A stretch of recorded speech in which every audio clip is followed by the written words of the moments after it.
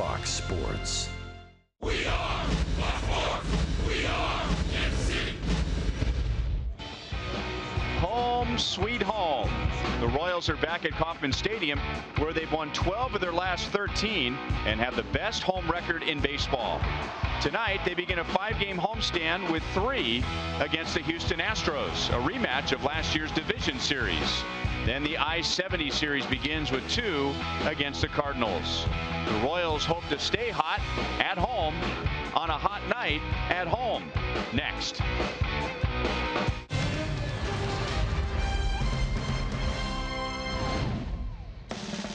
Royals baseball from Kansas City against the Houston Astros. Earlier this year, the Royals were in Houston and they took 3 out of 4 from the Astros.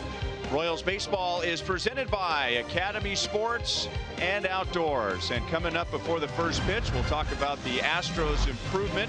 HUD will talk about Jose Altuve. Jeff Montgomery about the Royals starter tonight, Edinson Volquez. And Joel Goldberg will talk about the fans' influence here at Kauffman Stadium. Hi, everyone. Welcome back to the ballpark. I'm Ryan Lefevre. The Houston Astros 2 years ago had 92 losses. Last year, they were 10 games above 500, and they were in the playoffs. So you can imagine fans in Houston and fans all throughout the industry figure that they might take full advantage of that and dominate the American League West. Well, that's not the way it worked out. At one point, the Astros were 11 games below 500. But since May, they've really turned their season around, and you can begin with their pitching. The Astros come in here tonight 1 game above 500 since being 1-0. And talking with people with the Astros, their biggest turnaround has been their starting rotation. They have the 2nd best overall ERA in the American League since May the 1st. So we'll see what happens tonight with Dallas Keuchel on the mound. He was the Cy Young winner last year. He struggled this year, but Jose Altuve hasn't struggled at all. And HUD will break him down when we come back.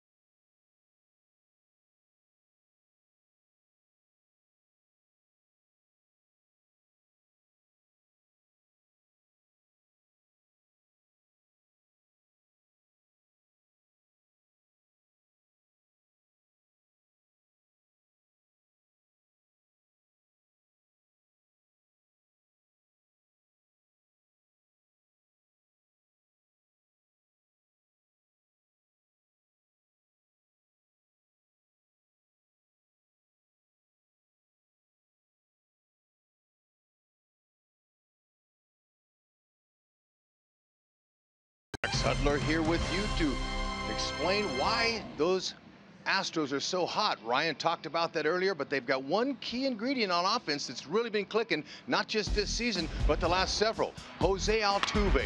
This might be the best young second baseman there is in baseball. Arcia in the driver's seat shows you year by year how much better he's gotten, especially against the Royals. He's been wearing us out so far this year too. .417, slowly becoming one of the best second basemen and baseball players in our game today. Forget about his stature as far as height goes. Doesn't matter. This guy can drive the bus. And now there's one guy that can slow him down, and that's steady Eddie Volquez. And Monty's going to have a breakdown on Eddie when we return.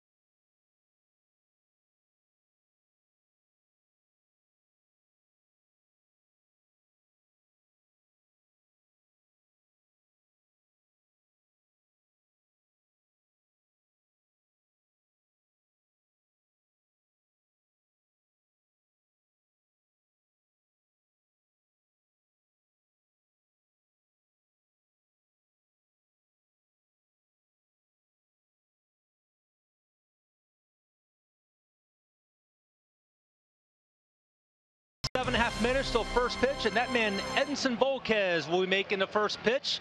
Jeff Montgomery here to tell you a little bit about Eddie Volquez and what he needs to do to be successful tonight. We're going to take a look at some numbers with Eddie Volquez. First and second time through the lineup been very effective. Third time through, not so much. So hopefully Eddie Volquez will be more effective as he gets deeper into the game. Need to see him go deeper into the game. One key is his pitching with runners in scoring position. Last year, about a 200 average. This year, almost 100 points higher with runners in scoring position. Let's hope Eddie can improve on that number tonight. When we come back, Joel Goldberg going to talk a little bit about these Royals playing great baseball at home and their dominance.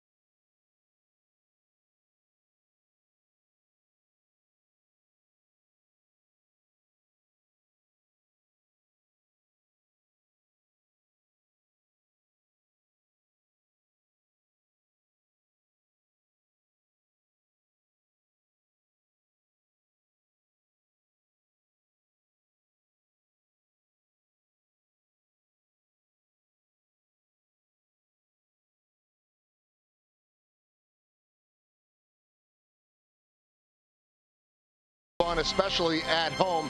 The best home record of all time for the Royals, 82 and 78. 1978 and 1982, 691 winning percentage. Joel Goldberg back here at the K, where the team this year has a 758 winning percentage. If that holds up, it would shatter their home mark. The Royals are 25 and 8 here at home. And the last time the Astros were here, they lost in Game 5 of the playoffs.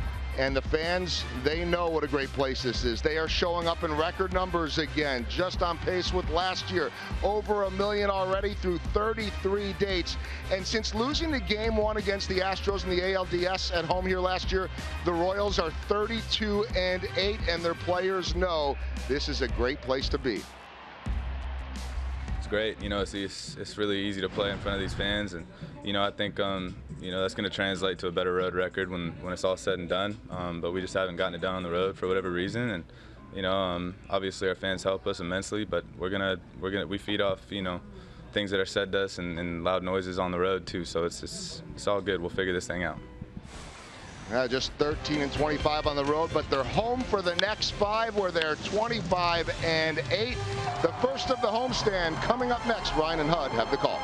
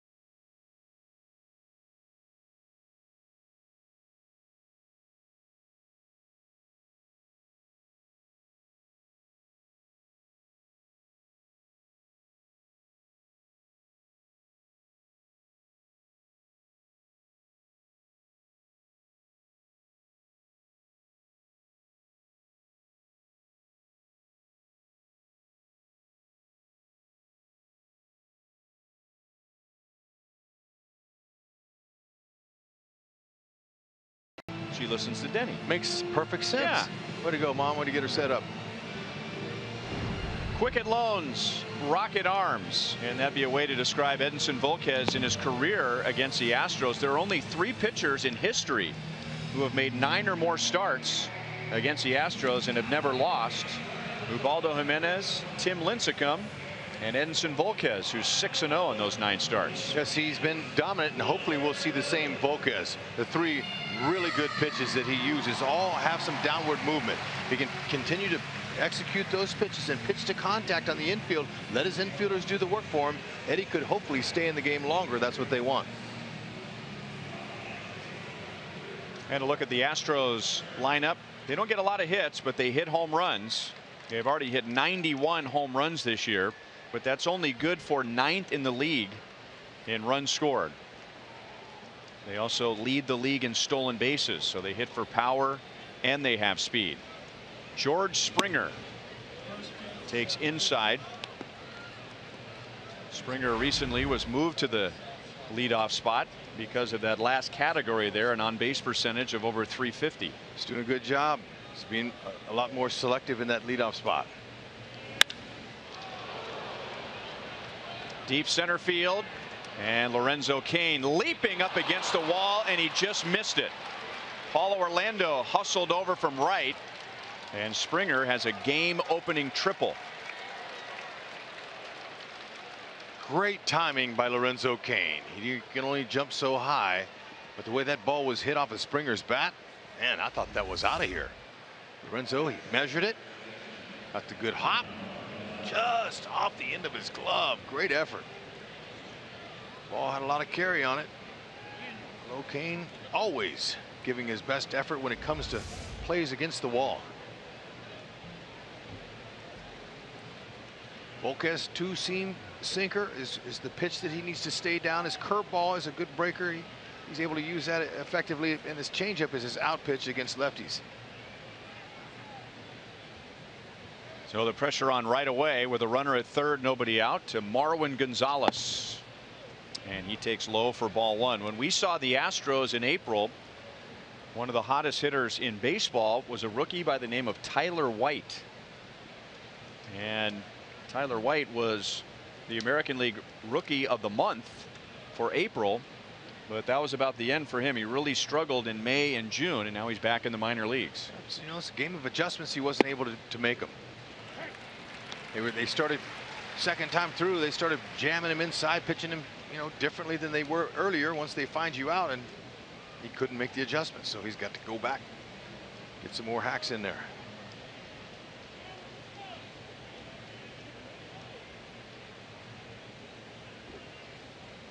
Switch hitter Gonzalez, very valuable. Also can play all over the field. 2 balls and 1 strike. This guy's a very valuable player. He's a guy who can play 4 or 5 different positions for A.J. Hinch. A little bit like Merrifield. He hits from the left side. He's got some power. And he hits from the right side as well. So there's an added bonus.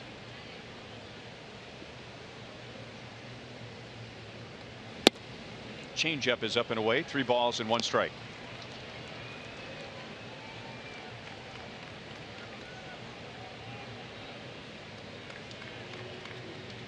We've seen this before from Volquez. Searching for the right release point, right timing with his mechanics early in the game. That's a fair ball. So the Astros get a run. Paulo Orlando was near the line in right field, so he holds Gonzalez to a long single.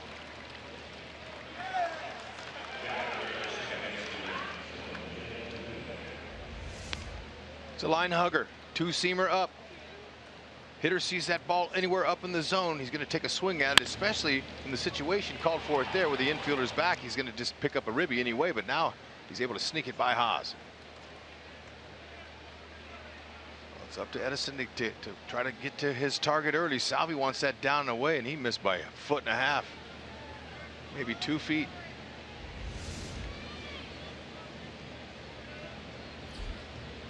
And now the number 3 hitter, Jose Altuve, and he gets that one past Escobar. 3 straight hits to open for the Astros, a run in, and now 2 on, nobody out. And Jose Altuve has now reached base safely in 27 consecutive games. That's the longest active streak in the major leagues. What hasn't he done? This guy is unbelievable. He's making contact all over all parts of the field. He's walking more. He already has more walks than he had last season. Put him in that 3-hole, and doesn't matter. He's 5'6". He's getting the job done. He's driving runs in as well. And they're jumping out on Volquez here, taking advantage of him before he gets settled in.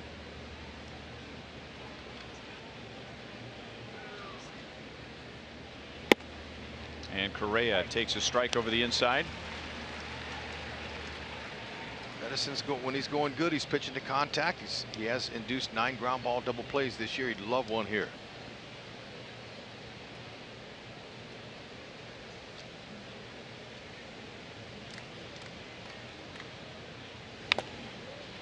Oh, and 2 on Correa. The Astros have won 5 straight. They just completed a 5-1 homestand against the Reds and the Angels.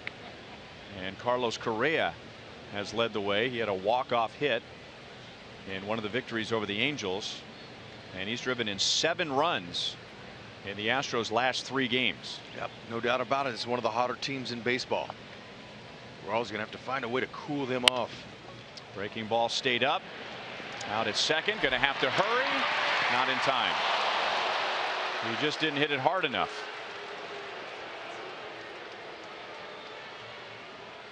Ball hit that slowly. Second baseman Merrifield has some options. He can come in and he can tag the runner and then possibly make the double play himself, but he elected to go to Escobar and just wasn't in time.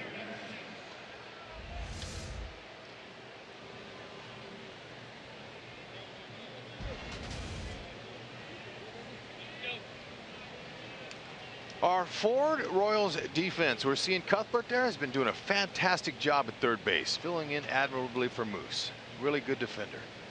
Goes to his left and right and comes in with the best of them, and he's got a tremendous throwing arm. First and third, one out to Colby Rasmus. He has really given the Royals a bad time. In his last 10 games, which includes the division series of last year, Rasmus has 4 home runs and 9 driven in. And he's also had good numbers in his career against Volquez. Now he's taking all the way, and he's ahead in the count 2-0. Just like you're talking about, at 357, got a homer. Keep him in the yard.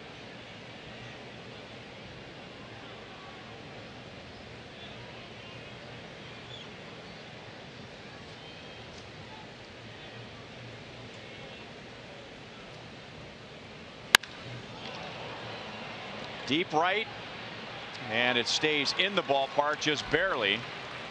And that's a long single. The Astros get a second run as Gonzalez comes down the line. Correa goes to third, and Rasmus has a long RBI single.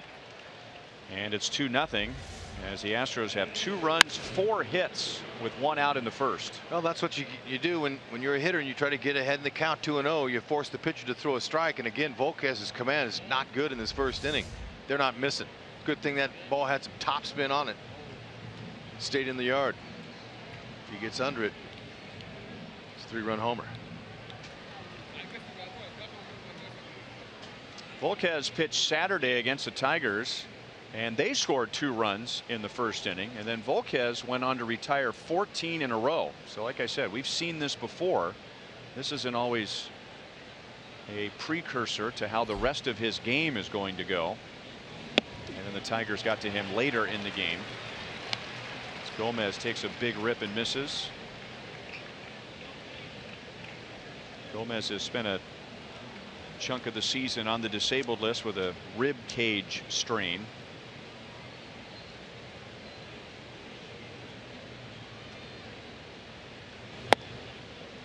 One ball and 1 strike.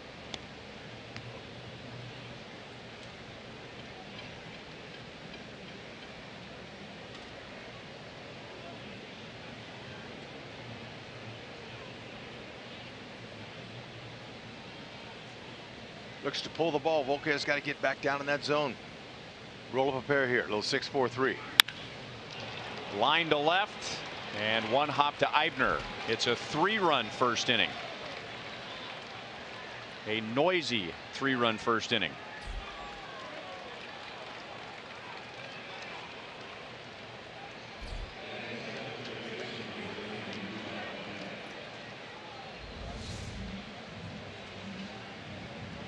Right down the middle. It was on the lower half, but you got to give Gomez some credit. Bat flip on a single.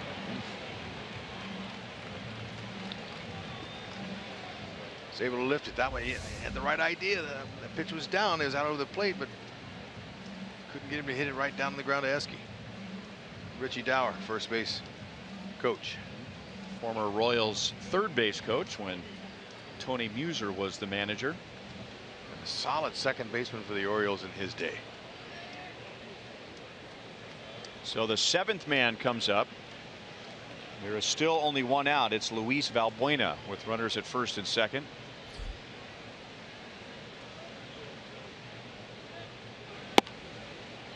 Breaking ball is outside.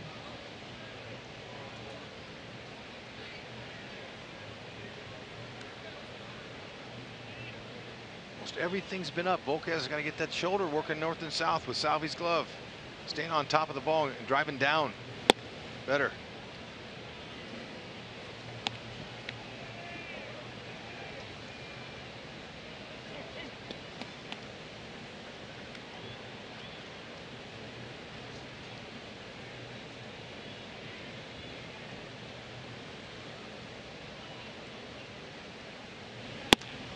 Three 3-0 on Valbuena. Now, hitters are who they are, but when a pitcher has a history of struggling in the first inning, does that become part of the game plan? Like, hey, you know, you might want to jump on this guy in the first inning as opposed to seeing a few pitches. No question. They have a lot of the numbers that we have up here in the media, and they all are schooled, especially in the first game of the series. They're all having their hitters meeting. And, you know, it's not that much of a brain surgery to figure out that Volquez is up in the zone and these guys are up there to hit. So if they see it up, they're going to drive it, and that's exactly what they've done. Now everything's contagious and they're feeding off of one another. Little frenzy hitting early. You can't afford to give up too many more runs. And now a walk to load the bases for Evan Gattis. Show you a little bit of his location here on some of the hits. Great swing there. He stayed inside the ball. There's a ball up to Gonzalez. Altuve pitch up out of the zone. There's another one up. Rasmus capitalize on it. That ball's out over the middle of the plate. It's not up, but a hitter's going to put that ball in play hard. A big league hitter. And it's contagious. They're feeding off of each other.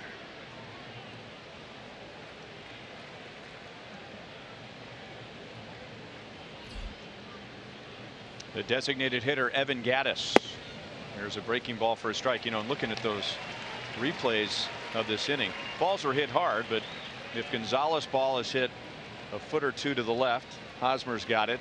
If Altuve's ground ball is hit a foot or two to the right, Escobar's got it, and maybe a double play. That's just how baseball is. So far, no luck for Volquez. 1-1 on Gattis. Change up. Nothing's working for him.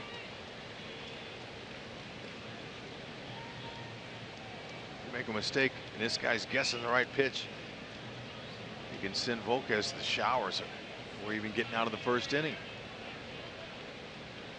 And this is a hitter who has really been struggling lately. 2-1 on Gattis. In Gattis' last 14 games, he's hitting barely over 100, not 200. He is hitting 106 in the last 2+ weeks.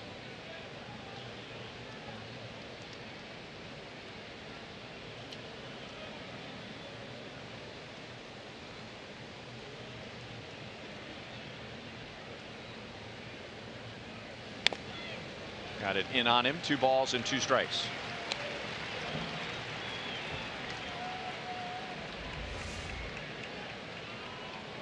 It's interesting splits on Gattis when he's designated hitter and when he's catching. He's been catching. They sent Kratz out. Now he's their second catcher. Gattis, when he's catching this season, is hitting .286 with 6 homers. When he's not, he's hitting just .183 as a DH. Left field, not deep. Escobar's calling for it. Here comes Eibner, and Escobar drops the ball. So no out, and the 4th run. That is a much easier play for Eibner, and there's no way Rasmus tries to tag if Eibner makes that catch. You have to call Escobar off if you're close. Now look at how deep he is out there in left field, Eibner. He's coming in. Escobar's going out. Just because he waves his hand doesn't mean anything. I didn't see Eibner calling for it from that angle, but it's that left fielder's got to be able to call him off even if he puts his hand up, and Eibner wasn't looking at it anyway. So I didn't see Eibner call for it, but you've really got to be vocal on plays like that, even when you're watching it as you're running. Sometimes you take a peek down. Eibner has good speed. It'll be an error on Escobar. And now the 9th man to come up, and there's only 1 out. Jason Castro, and he takes high and away. So now it's Gomez at 3rd, Valbuena at 2nd, And Gattis at first. Wow. First really routine out we've had in the inning. We couldn't even get it out.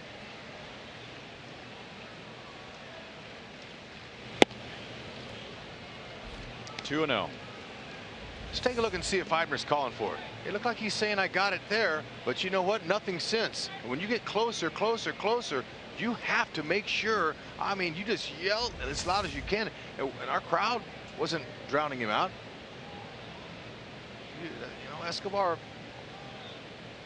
had a beat on it. 1 run is home. It is now 5-0 Houston. So the Astros go through their entire lineup 1 time, and the Royals get 1 out as Castro drives in Gomez. Ooh, man, fans getting a little restless here at the K in the first inning, and you can't blame them. Things just not going right. We pointed out so many times when Lorenzo Cain calls for a ball in the outfield, there is no doubt in anybody's mind that that's his ball, even if there's no infielder or other outfielder even close to him. Right. Oh.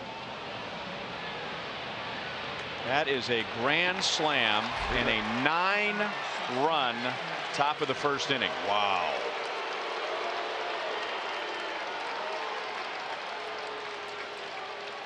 Nothing's working.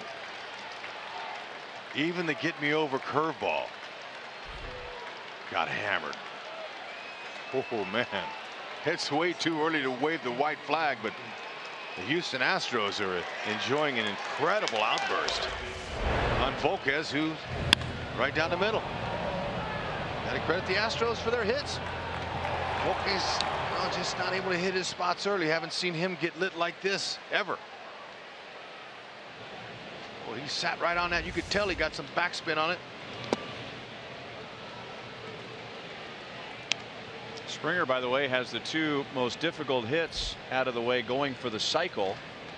Remember, he started all this with a triple. And now a grand slam. Marwin Gonzalez, after the Springer triple, hit a ground ball in between Hosmer and the line to drive in Springer. As Dylan G warms up in the Royals bullpen.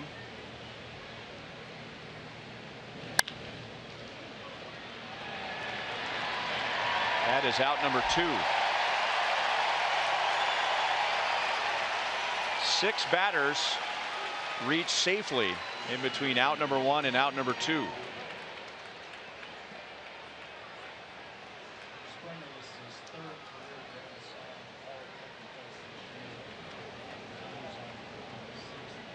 It's the first time in 10 years that the Royals have allowed this many runs in the first inning. And for Springer, that was his 3rd grand slam of his career, and all those grand slams have been this year. Colby Rasmus has the other one.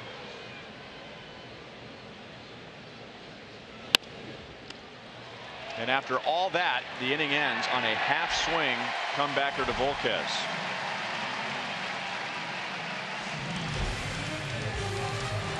Wow. All right, fellas, go get him.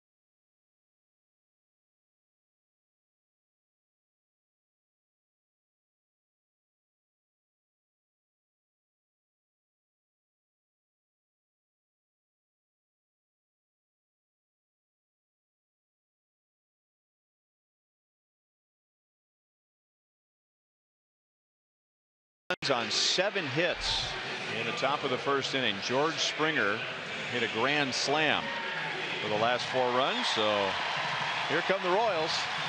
Got their work cut out for them. Yep. And we'll be facing Dallas Keuchel.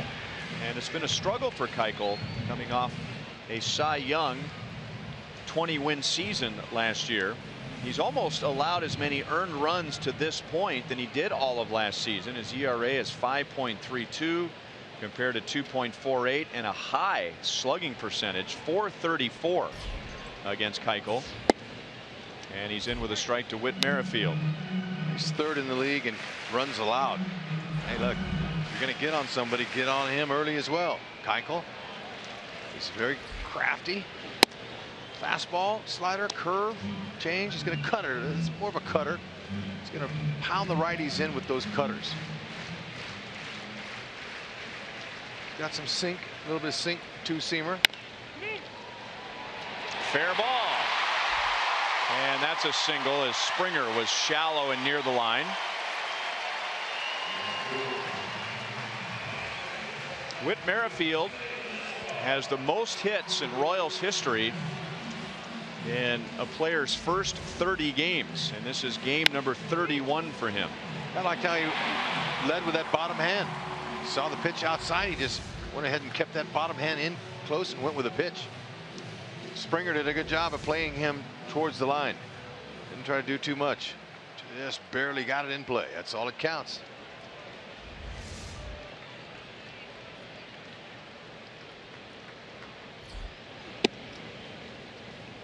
Strike to Escobar. Escobar slowly warming up, still batting at just .249. He has 7 hits in the Royals' last 4 games, and that's right on the bag. And that's that. A 3-6 reverse double play.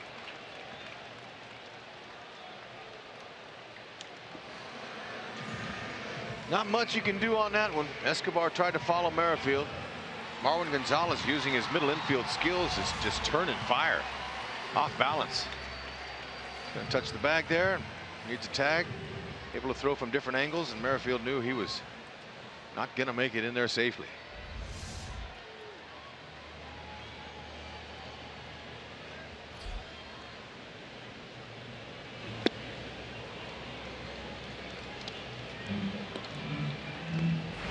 Eric Hosmer, for the first month and a half, had really struggled against left-hand pitching. He had a good year last year against lefties, but he's picked that up since the mid to end of May.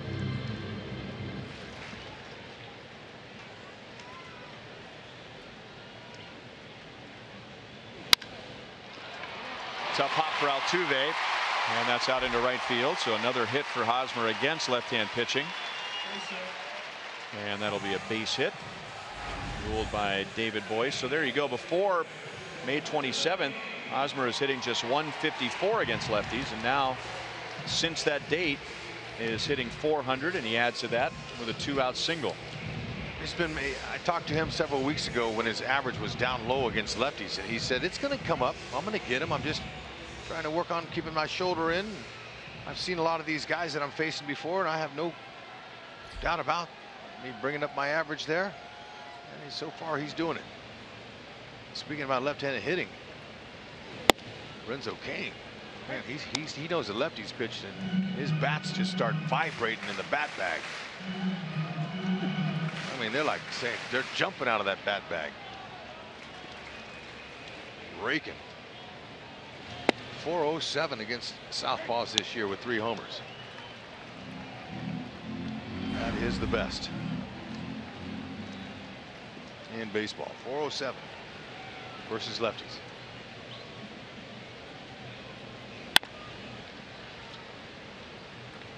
That's 3 right-hand batters trying to go the other way against Keuchel. Merrifield singled up the right field line. Escobar grounded up the first base line, which turned into a double play. Now Kane trying to shoot one to right.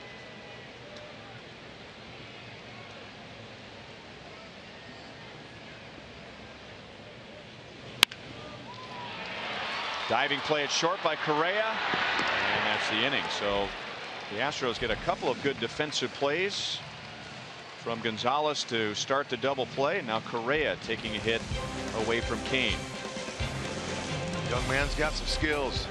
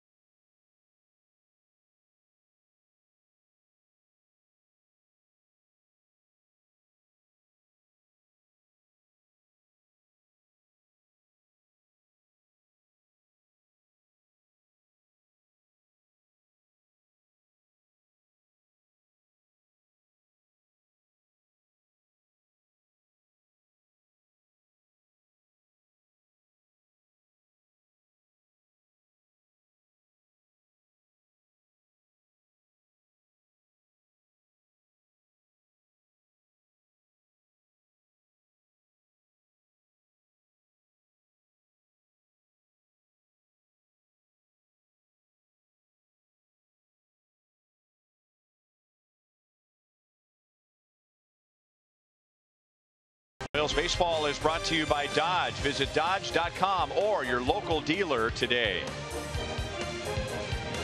Big crowd watching fireworks after the game. The Royals have the best home record in Major League Baseball. And then the Houston Astros scored 9 in the top of the first inning and sent 12 to the plate. Biggest hit was a grand slam by George Springer. Carlos Correa reached on a fielder's choice and scored one of the 9 runs. The Royals came very close to turning that fielder's choice into a double play. Not to take Volquez off the hook at all. I mean, he gave up a triple, a grand slam, and 5 other hits in the inning, but Lorenzo Cain came very close to making a great play in right center field. A ground ball by Marwin Gonzalez just got in between Hosmer and the line. A sharply hit ground ball toward Escobar was just behind his range, and then Escobar dropped the pop-up. So add all that up and could have easily been a 1 or 2 run inning. It's time for maybe the Royals offense will have some similar luck against Keuchel. But right now Volquez wants to just go out there and establish the low part of the zone if he can, if he's got it in him, and try to go in as deep as he can to save that bullpen. That's his thought right now. So I got to keep my ball down, try to execute, and you can tell he's not. He walked 1 in the 9-run first inning. That was Valbuena, and Valbuena came around to score. Ned Yost had Dylan G warming up toward the end of the top of the first inning. There is nobody throwing in the bullpen at the moment. It's only the 2nd time in his career he's ever given up 9 runs in a start. So I would imagine probably the first he's ever done in the first inning. So this is any inning. Yeah, new territory for Volquez. Shell-shocked. Rasmus just missed hitting a home run in the first inning. He hit one up against the chain link fence in right field, which ended up being a long single. He drove in a run and then scored a run.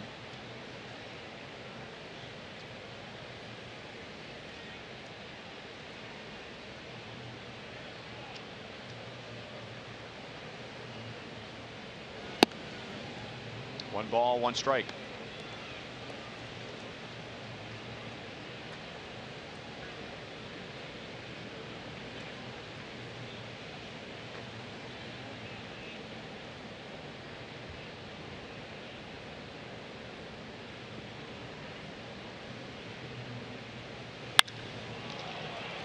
Base hit right center field. Correa will make the turn, and the Astros have runners at the corners and nobody out.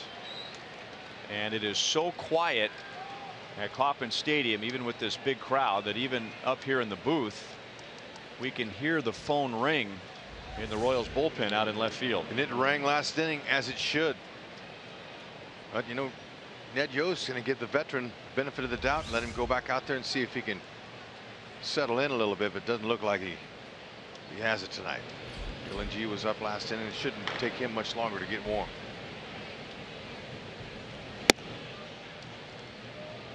I mean, 3 runs is enough to give up in the first inning, but then now just got shell shocked.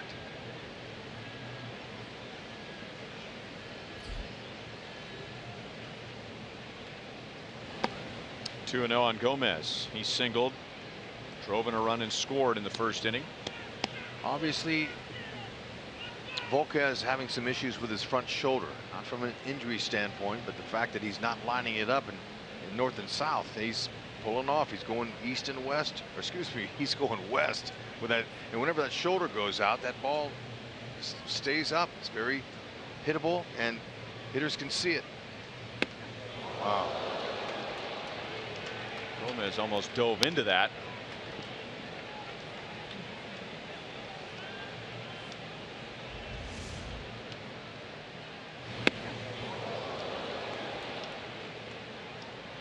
Watch out.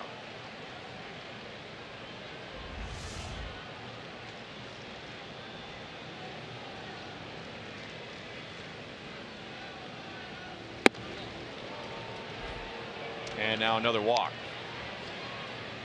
And this one on 4 straight pitches. Ned Yost just wants to know if the bullpen is ready. So he'll wait a few more moments to give Dylan G a few more pitches, and then that's it.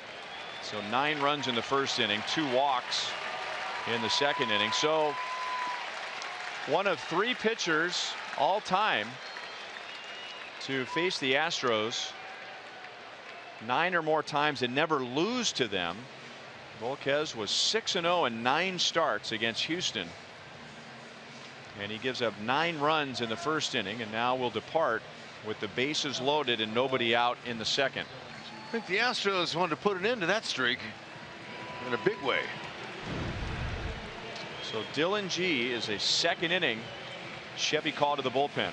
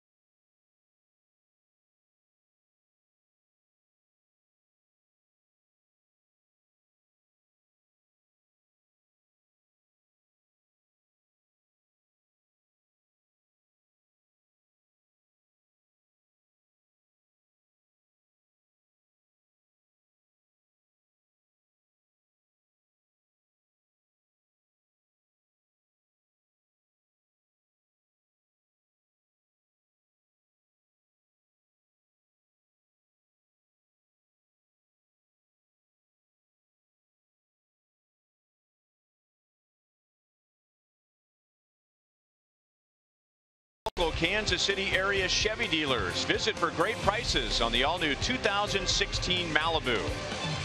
By Panera Bread, food as it should be with 24 KC Metro locations. And by Academy Sports and Outdoors, right stuff, low price every day.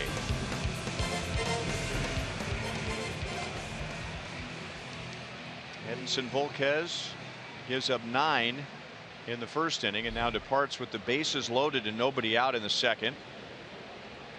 So Dylan G comes in the toughest possible situation for a relief pitcher, and will face Luis Valbuena with Correa at third, Rasmus at second, Gomez at first. And Valbuena, very little pressure on him in a 9-0 game, and now he has the bases loaded, nobody out, so why not go for it all? That's right. Hey, look, and G, he just wants to execute his pitches down in the zone. He's got 4 of them. 2 seam sinking fastball, slider, curve, and a change, and just hit that ball into a double play. I think right here would be the best case scenario. Might as well give him another run, just get the outs. Or strike him out and roll up a double play.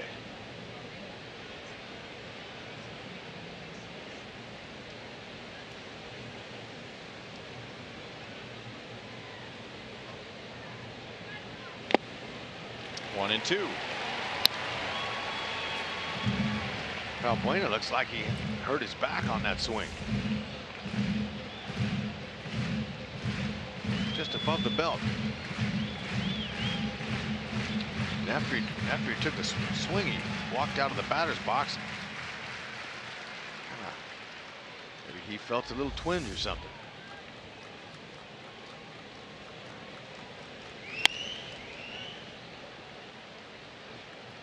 Little emergency hack there. Still 1 and 2. Almost hit him.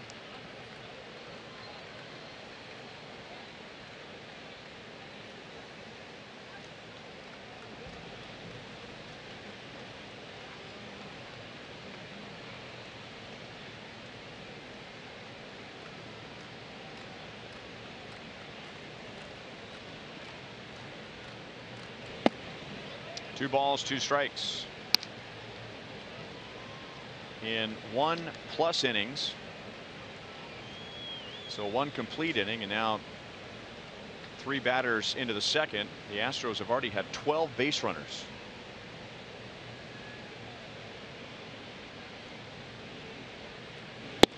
Struck him out, got him with a fastball up.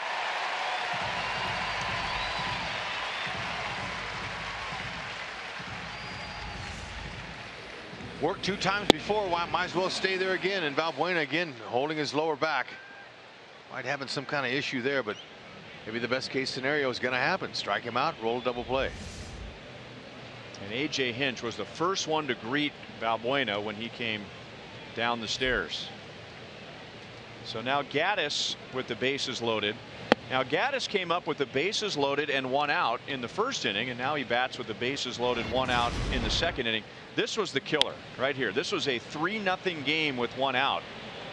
If the Royals make this play, it's 3-0 with the bases loaded and 2 down. Yeah, that hurt. So a run scored there, and now a bloop into center field. 1 run will score as Correa comes down the line. Rasmus holds at third. It's 10-0 Houston. So Springer, his grand slam capped the inning, turning a 5-run inning into a 9-run inning, and yet if the Royals would have handled the Gattis pop-up, then you have the number 9 hitter Jason Castro coming up. You get him out. Now you're talking about 3-0. But it was that error that really opened it up for the Astros. Yeah, and you know, you can't blame Escobar. Shortstop, second base, whenever you're going out in the field like that in the outfield, and you feel like you have a beat on it, you put your hand up. It's just a visual for the outfielder, but you don't have control over that, and you don't have priority. So Eibner came in. He called initially early, but he was several steps away before he even opened up his mouth. So he learned something there, we hope. If you're going to go for it, or don't say anything, then back off and let him field it.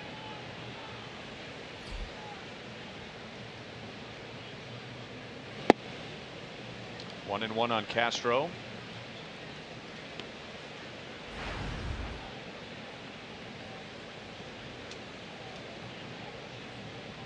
Jose Altuve was the only hitter in the lineup who did not score in that 9-run first inning. Springer scored twice. Gonzalez, Correa, Rasmus, Gomez, Valbuena, Gattis, and Castro all scored in that inning.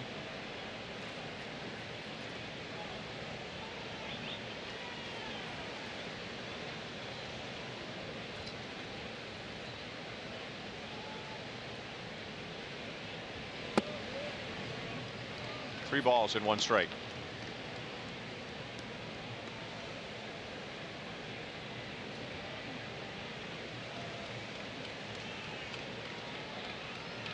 Castro likes to pull the ball. It's not a catcher that's in there looking to go to left field, especially with him loaded. Take advantage of that with a changeup away or a breaking ball down and off the plate.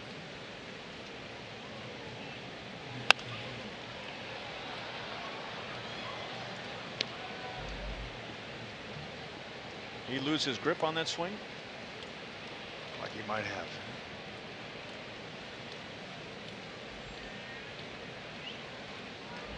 It's a good situation to be in. That ball was right down the middle. No, thought I saw the hand come off sooner than that. He missed it.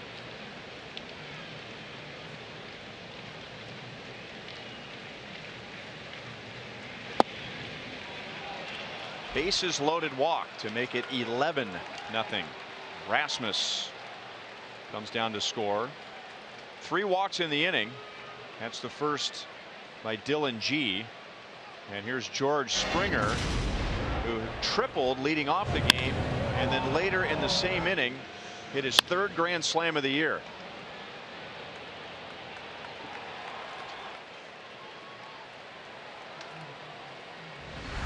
Have a half a week in the first inning.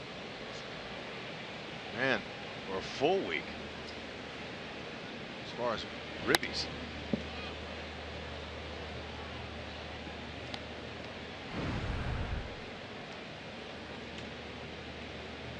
Danny Tartabull, the former Royal, was playing for Seattle in 1986. The last time a leadoff hitter ended up with a grand slam in the first inning. 30 years ago.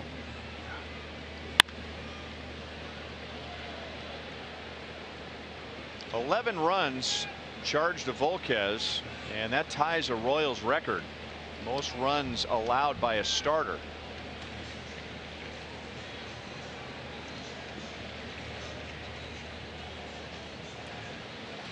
And he's still responsible for Carlos Gomez at third base. Gattis at second, Castro at first are the responsibility of Dylan G.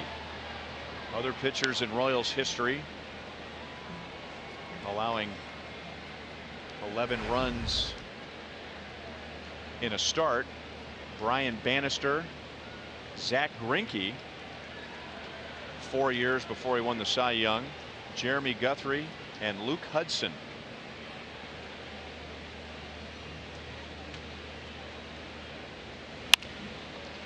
To Hosmer. So that's out number 2, and now a new record for Edinson Volquez. 12 runs allowed in a start. 11 earned.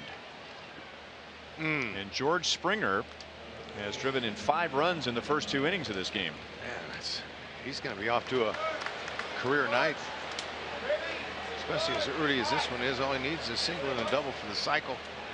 And certainly for Volquez, not a category he want to be associated with.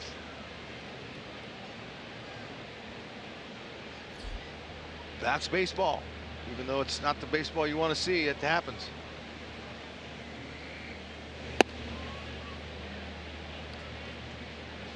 Not the way they wanted to start out this little 5-game homestand. I think the Astros just said, you know what? These guys took care of us in postseason. They took 3 out of 4 from us at home this year, and now it's our turn. And they've got plenty of talent, and we're seeing it tonight.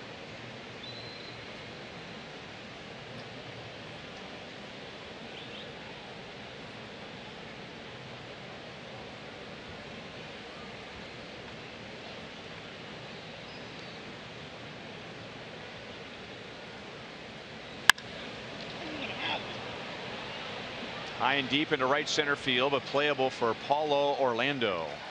3 more for the Astros in the second inning.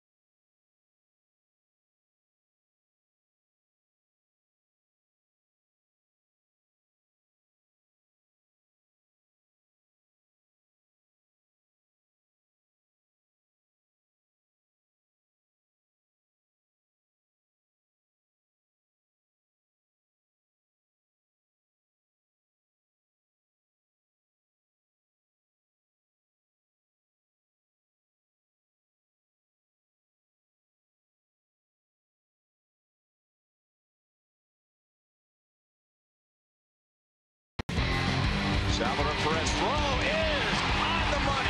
Great pickup by Salvi. That is gone. Salvador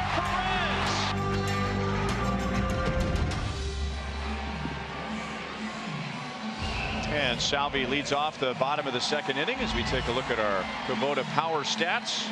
Here are the numbers that support Salvi being the leading vote getter in the American League, leading all American League catchers in home runs, batting average, slugging percentage, and hits. And he's also up there, not the leader, but near the top in doubles. Though he suspected that something was wrong with Luis Valbuena, and he's out. Danny Worth takes over at third base. And Worth is tested right away as Salvi smashes one right by him. He's going to run on Rasmus. And Rasmus with a back foot throw throws out Salvi. A leaning backward prayer throw to second base. And Salvador Perez is in no hurry to leave second. He may believe that he got in there. Yeah, but Royals took a quick look and decide that they will not challenge. Well, Rusty Kuntz was telling him to stay at first base. So when you're down 12-0, what for?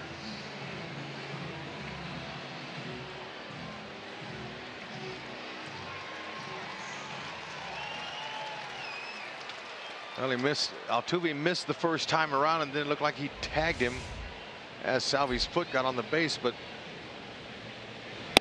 he's out. 9 outfield assists now for Rasmus.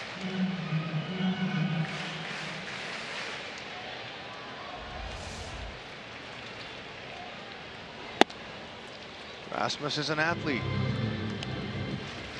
He can throw, obviously, any position out there. He can play all 3 outfield spots. He knew Salvi was running, and he just put that ball right on the bag.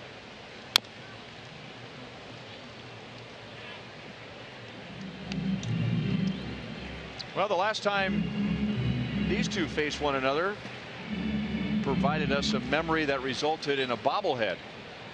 It did.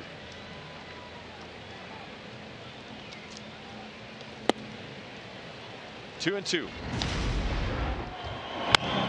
Morales sends a ball well hit into left center field, and that one is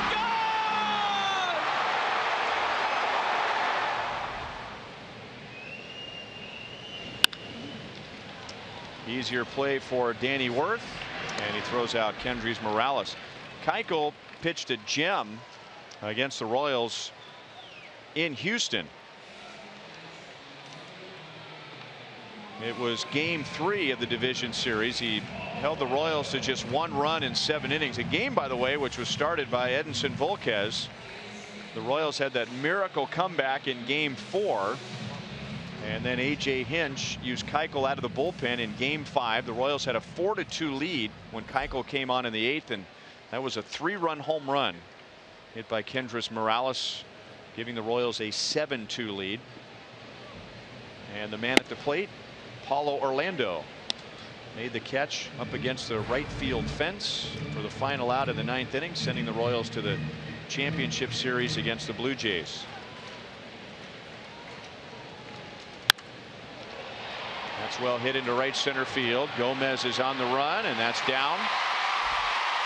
And Paulo Orlando, after the ball was bobbled for a moment, will end up at third base with 2 down.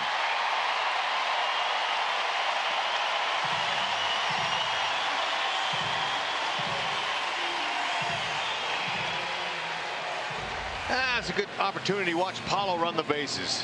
When he gets going those long strides, he's beautiful to watch. He knows it. He's seeing it down all the way inside part of the base. That's right. He's going to check it out and make the move to third base all on his own. 3rd one on the season. He'll take it. Salvi stays at first. The Royals have a run.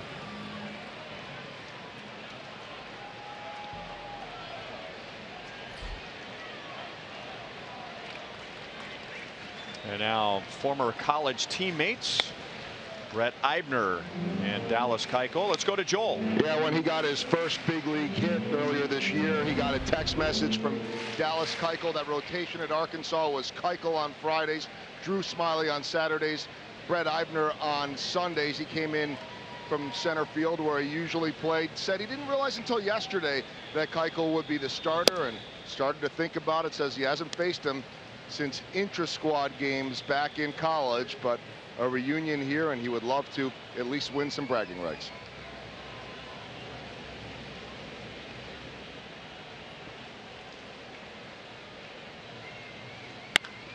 That is pulled foul. I was chatting with Robert Ford, who used to do a lot of work on the Royals flagship radio station 610 Sports, now the radio voice of the Astros, and Robert was reminding me that, as Joel just told us, not only was Eibner surrounded by good players in college, but he grew up just north of Houston. He went to a high school called the Woodlands, and there he played with Paul Goldschmidt and Kyle Drabek, and they won a state championship in 2006. So Eibner's had some pretty good teammates along the way. I'll say, I mean, you know, it's amazing the talent these guys are assembled with. But look, this is bragging rights right here, just like you said. This is a big time, big opportunity for Eibner. Keuchel too, he wants to set him down.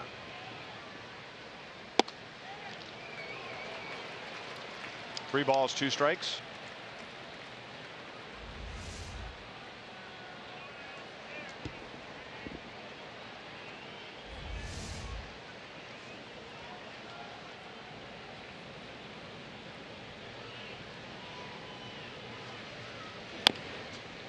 Fouled it off of his foot. Oh, and that stung. He didn't need that. Keuchel sinking fastball cutters into righties. You can see this right here. It's a little cutter. It's on the inner half. He just wrapped his top hand with the bat and fouled it off his front foot.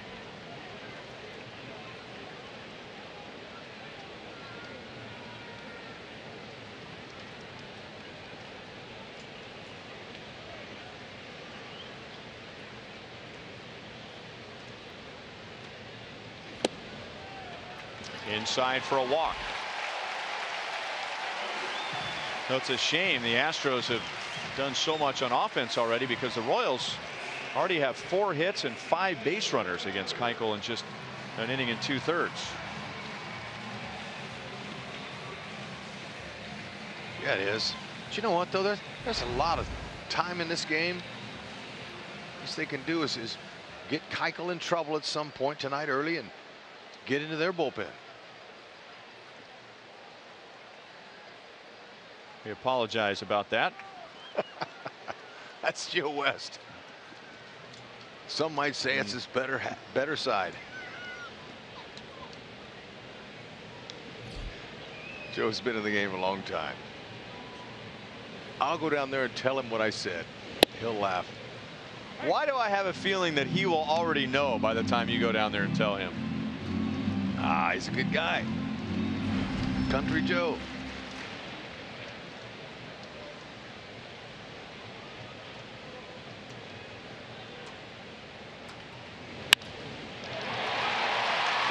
Cuthbert gets one all the way to the fence. Eibner will be held. Cuthbert has a double, so the Royals get their first run. They have 5 hits now in an inning and 2/3 against Keuchel.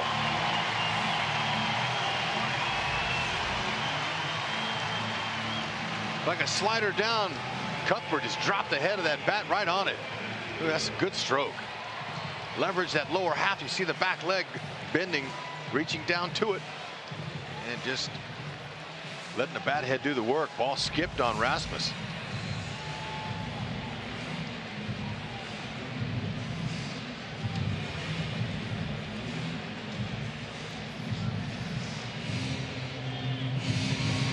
By the way, tomorrow here at Kauffman Stadium is Viva Los Reales and Hispanic Heritage Night.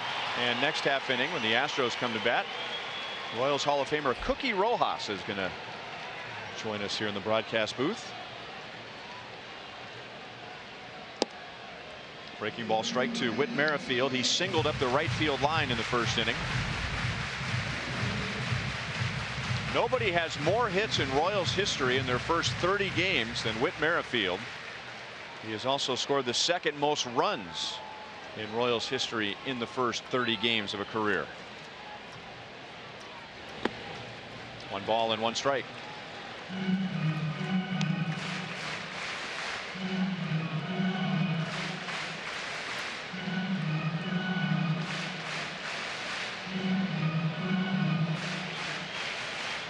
We all know about the Royals' comeback ability, but can they? With this much time left? Yes, in baseball, though, anything's possible. So the first 30 games of a career, most hits, tied for the most doubles with Mark Quinn, who's now a hitting coach with the Orioles, and the second most runs to Johnny Damon. Johnny was called up in 1995. 3 balls and 1 strike. Merrifield's been working hard, not just this season, but in the offseason with his father, working on that bottom hand, top hand release takeoff. He's really concentrate on using that bottom hand and going, taking the knob right to that bat or to the barrel of the ball and staying inside, using the whole field. So he's not up there trying to pull.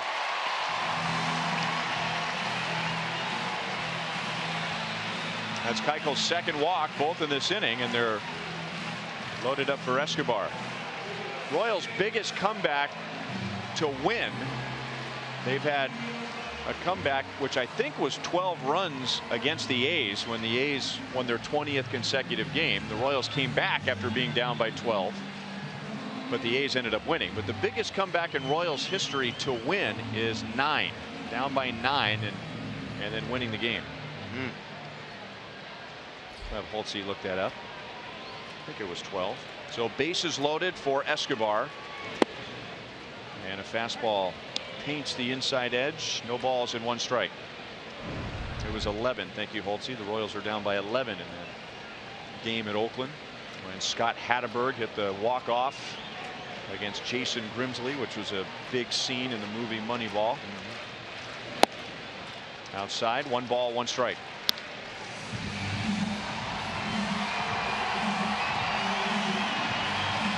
During this period of time for Keuchel, obviously he's not pitching with the same kind of confidence that he did last season. Been getting hit around. Got a 5.3 ERA.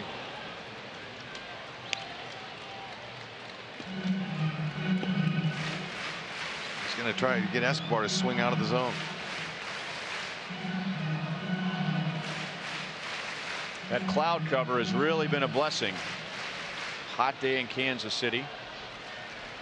Nice breeze moving the heavy air around. 2 balls and 2 strikes on Escobar.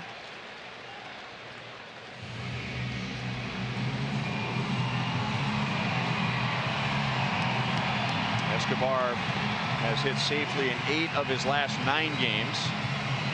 And we mentioned when he batted in the first inning, he has 7 hits in his previous 4 games.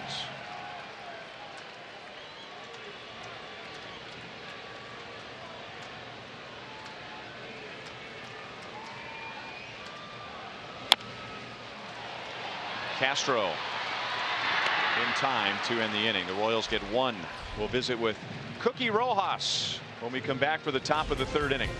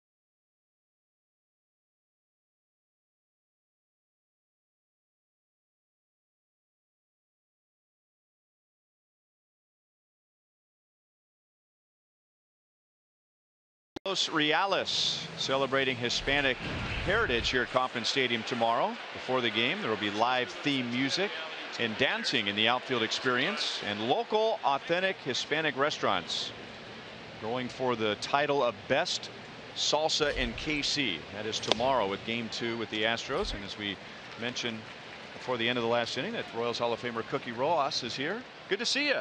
Thank you, Rex, and Ryan. You know, it's great to be here back in Kansas City and seeing all the changes that have done being here and the way the ball club has been playing.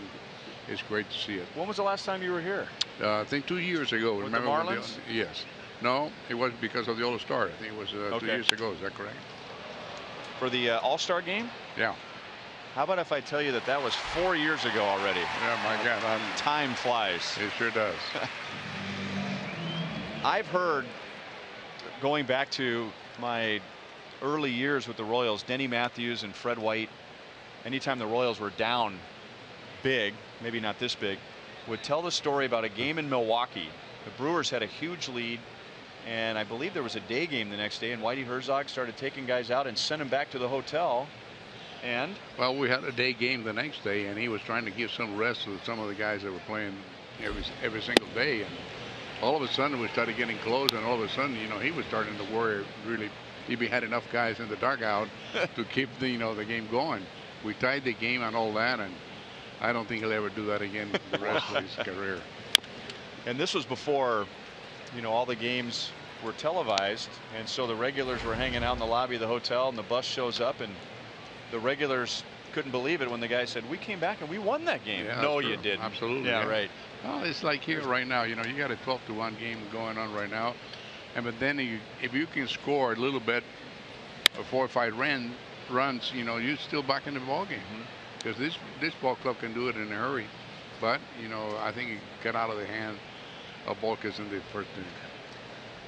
Something I've heard about you over the years, Cookie, from Denny and Fred and Paul Splittorff and others, as Correa hits one into shallow right, and Paulo Orlando with a sliding attempt, but the ball is off of his glove, and Correa is on with 1 out.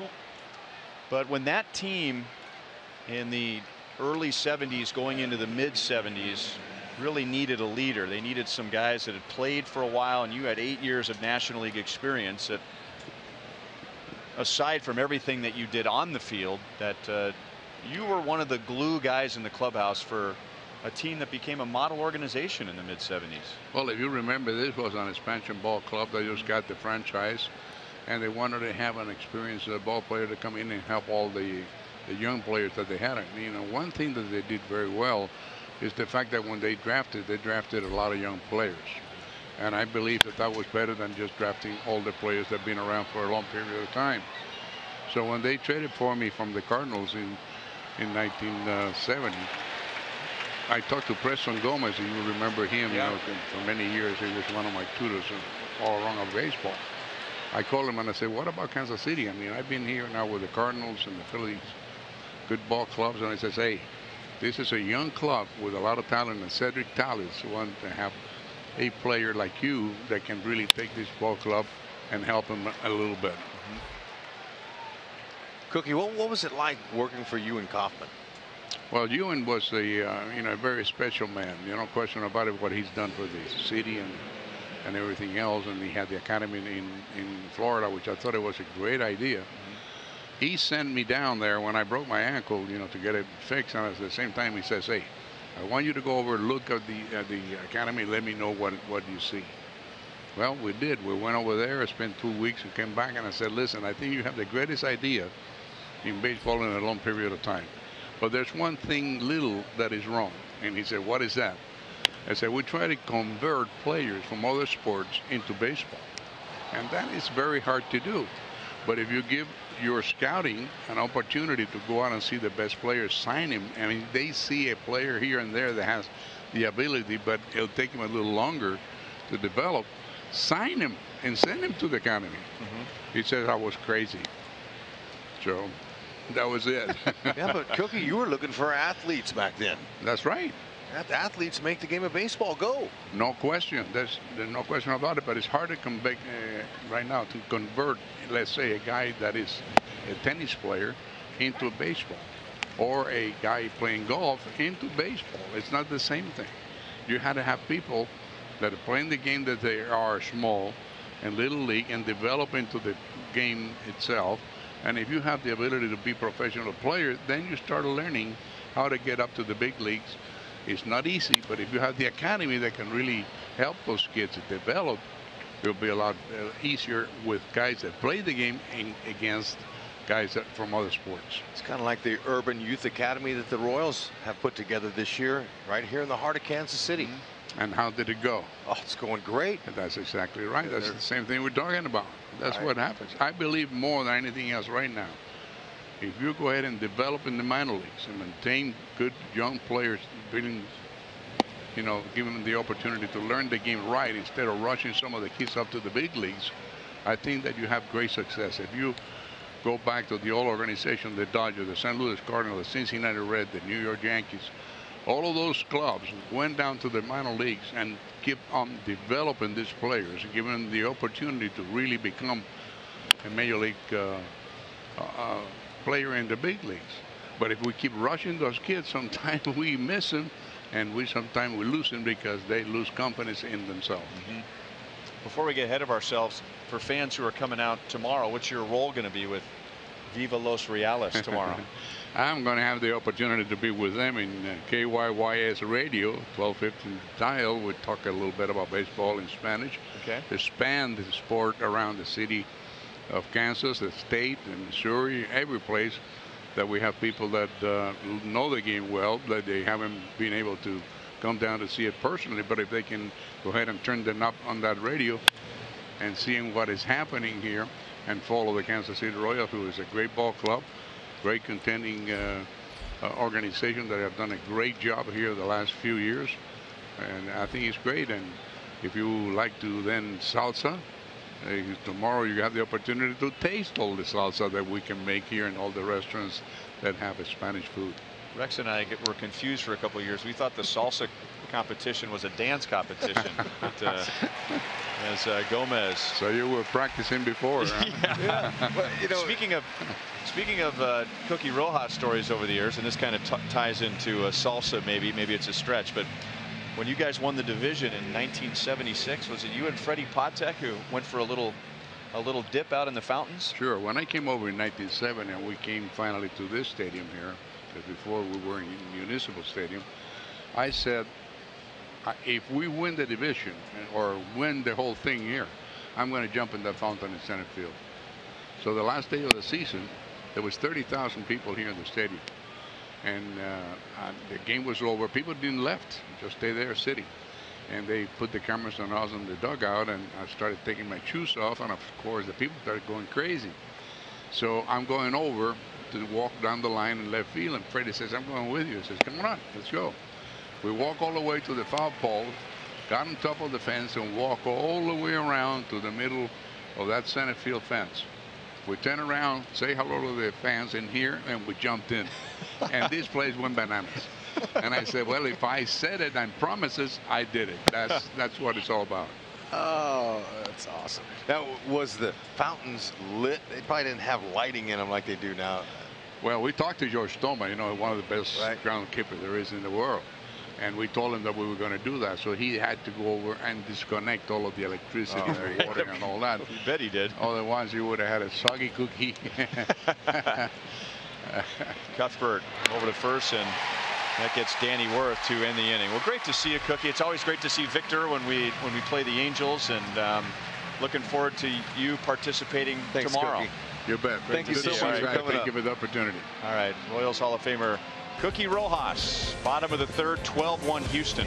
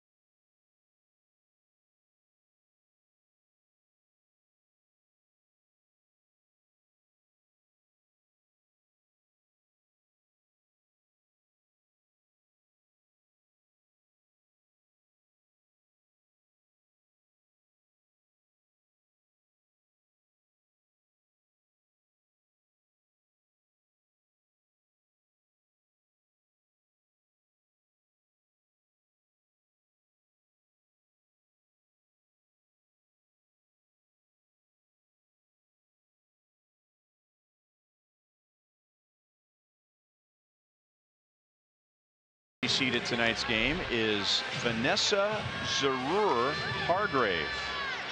Vanessa's co-chair of the Harrisonville's Summer Food Assistance Program Just for Me for the last 6 years, and through the program they've been able to provide over 72,000 meals to local youth during the summer when the need for food assistance is at its highest and the assistance itself is at its lowest. So congratulations, Vanessa. Thank you.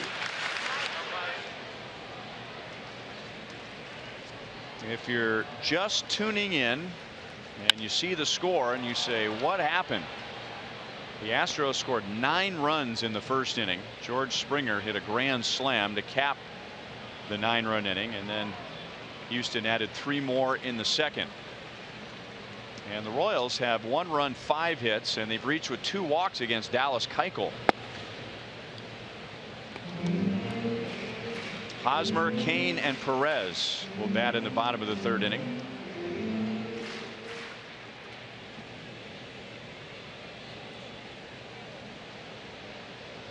Hosmer single to right his first time up. Now pulls it to the second baseman Altuve. And there's 1 away. Good to visit with Cookie Rojas. And he reminded us as he was leaving that he and his wife have been married for 56 years. I mentioned Victor, that's his son, who's the television voice of the Angels. And Cookie's wife's nickname is Candy. So Cookie and Candy have been married for 56 years. How about it? Yeah, he told me he lives in Miami. It's the first time I've got to meet him. I've heard so much about him. What a classy gentleman.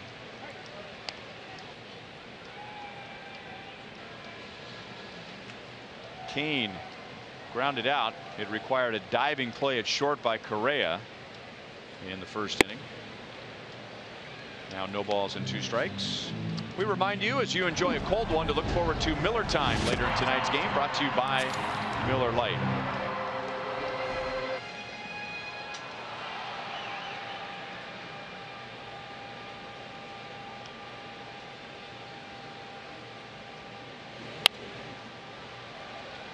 Still 0-2.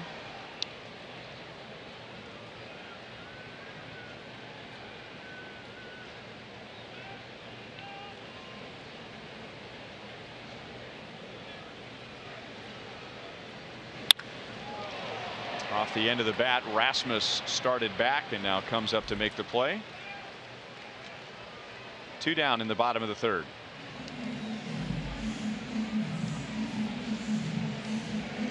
Hit that off the end of the bat. You could tell Rasmus he backed up. It sounded like he barreled it. His first 3 steps were back, but he was able to recover because the ball had enough air underneath it to get to it. Outfielders really go on the sound of the bat and the swing of the hitter. Fouled away by Salvi. And looking at what's been the difference for Keuchel this year compared to last year, there are many things, but his fastball has not been as friendly to him as it was last year. And no. In particular, his sinking fastball. Yeah, and he's having issues with that. It's up in the zone, so he's not able to keep consistently staying on top and down through the strike zone with that pitch. And you know, it's all about that location. See, there was another one right there. It's a slider that's out of the middle of the plate there at 85. But you know, he's having issues with his command. He's not putting it. He's not attacking the strike zone with confidence like he did. He's not staying on top and finishing his pitches. And you know, you're going to lose some velocity as you go along. But I don't think it's an issue that Brent Strom, the pitching coach, is too concerned about. They just want him to be able to get down in the zone with his sinker slider combination and the cut fastball.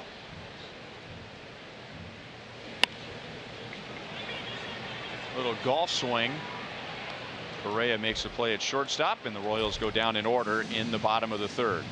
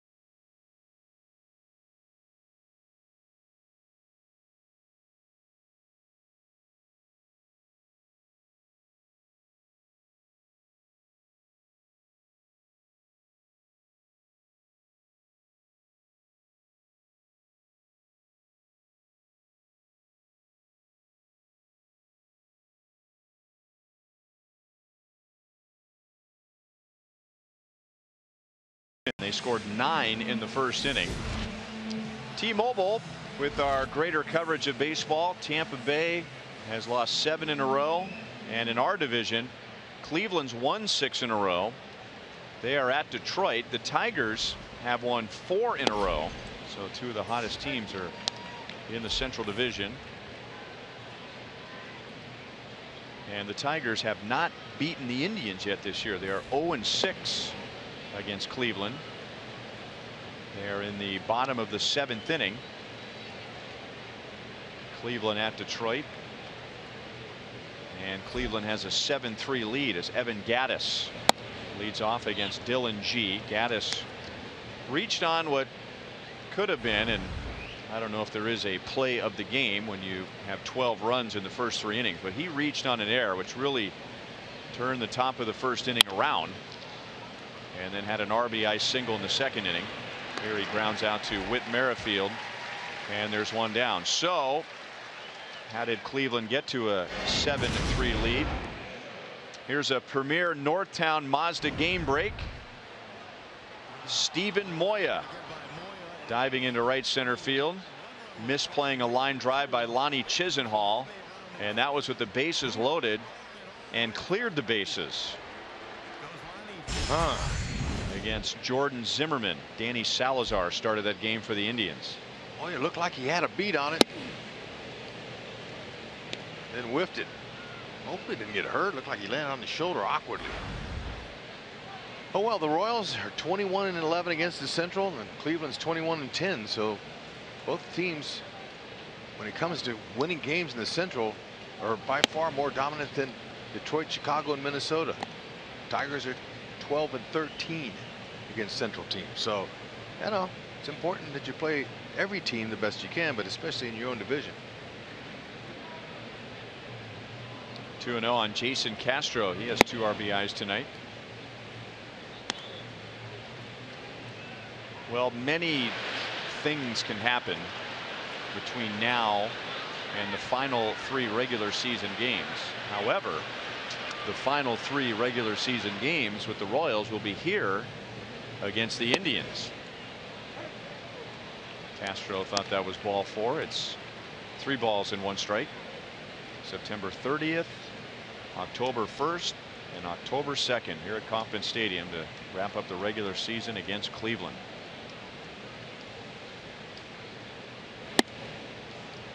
Castro walks for a 2nd time. That's Dylan G's 2nd walk tonight.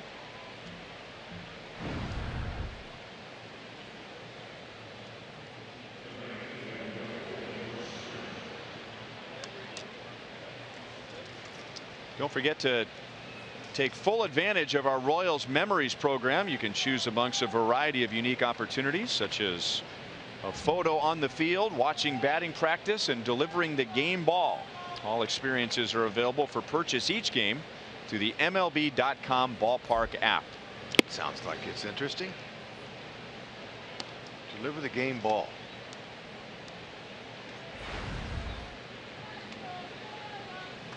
George Springer opened the game with a triple. Lorenzo Cain almost made a Gold Glove play against him, leaping up against the wall in center field. And then in the same inning, he hit a triple, and now he has a single. So we're just 4 innings into the game, and George Springer is a double shy of hitting for the cycle. First inning will show you. It was a tremendous first inning for him. Got it just over the outreached arm of Lorenzo Cain. And then he comes up, got the hanging curve, and sat right on it. Put the game out of reach. Almost taking out our buddy Mike Meyer out in left field.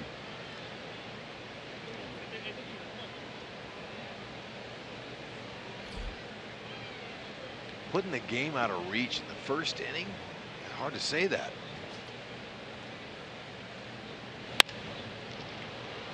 Into left center field. That's a long run for Cain. Ball carrying on him, but he catches up to it to retire Marwin Gonzalez. Castro scrambles back to second. Springer back to first. How when that ball was hit, it looked like it was going to be a little pop-up in between the outfielders and ends up going almost to the warning track. Job by Lorenzo Cain tracking that one down. There's Mike Meyer, alive and well. You all right? Did that ball land in his bag? His little duffel bag back there? I'm not so sure. He's yeah, got it. A little cooler. Altuve, Jose Altuve with 2 on, 2 out. He is 1 for 3 already with a first inning single. He was the only Astro in the lineup that did not score a run in that first inning. Springer scored twice, and then Gonzalez, Correa, Rasmus, Gomez, Valbuena, Gattis, and Castro all scored in the inning.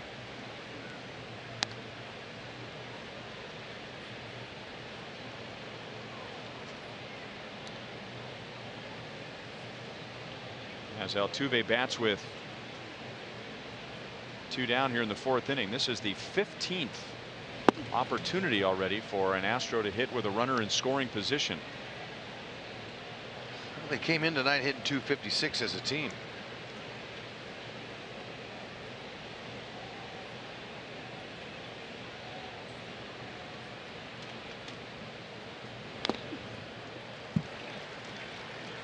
Two and 2.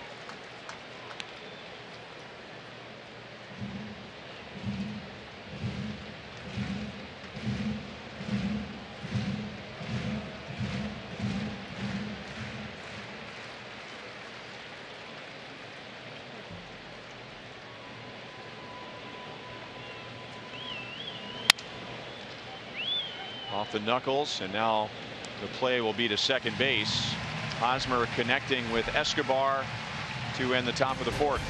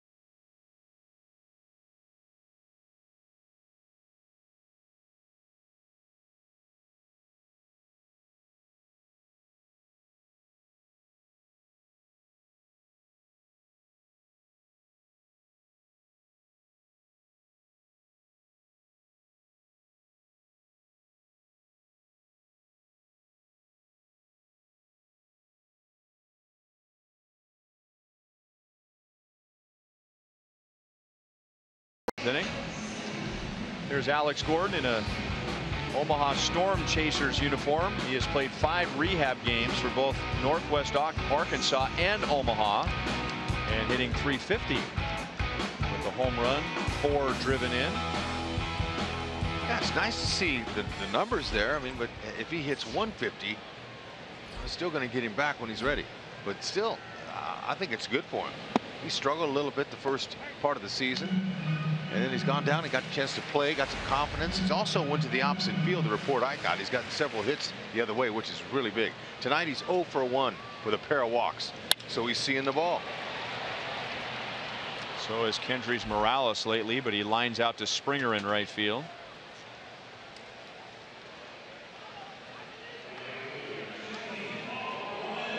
And up comes Paulo Orlando, and as far as seeing the ball, Paulo Orlando has tripled and scored tonight.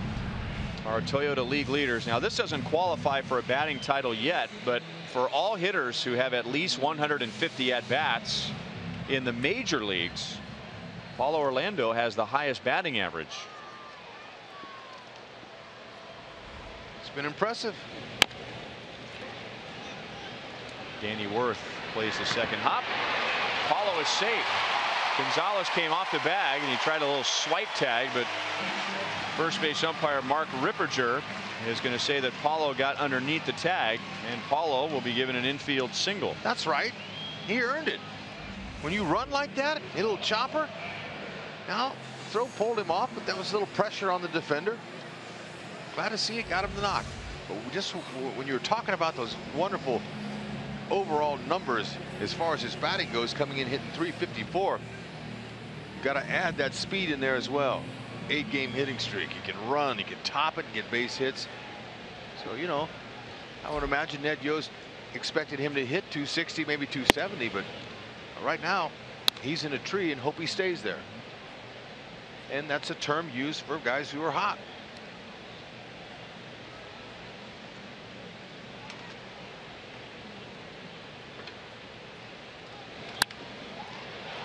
Eibner goes the other way, and that's past Springer. Orlando to third. Mike Jershely will hold him there. Fred Eibner's on for a second time tonight. That's his excellent pitch recognition there. Eibner saw it floating up there as a big curveball. Keuchel obviously really not on top of his game like he was compared to last year, but still he recognizes the hanger, waits, and hits it to the opposite field. That's how you teach it. Now some guys can pull on it and you can pull it and hit it out of the ballpark, but really going to the opposite field on a pitch like that is textbook. Look at Paulo back on his horse again, and with you know, down by 11, no need to force the issue. But always playing hard. Running hard, playing hard, playing with a sense of urgency. Every day, you can't take it for granted you're going to be here tomorrow. Any of us can. We're all day to day. But especially in this career, it goes fast.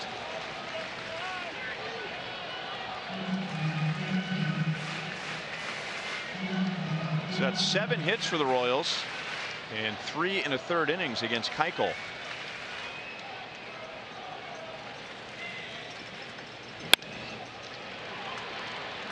That'll get a run home. The Astros will gladly trade that for an out. But Cuthbert drives in his second run. Both times getting Paulo Orlando to the plate. Eibner stays at second base. It is 12-2. Take a look at the shortstop, Correa. Watch the fancy footwork he does to get himself lined up to go to first base. Watch this. Takes a little side step, taps his glove, gets his feet going. Interesting there.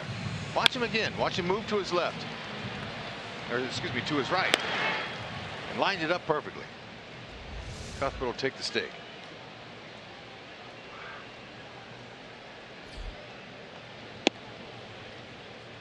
Breaking ball floats in for a strike to Whit Merrifield. He is singled and walked in his first 2 plate appearances.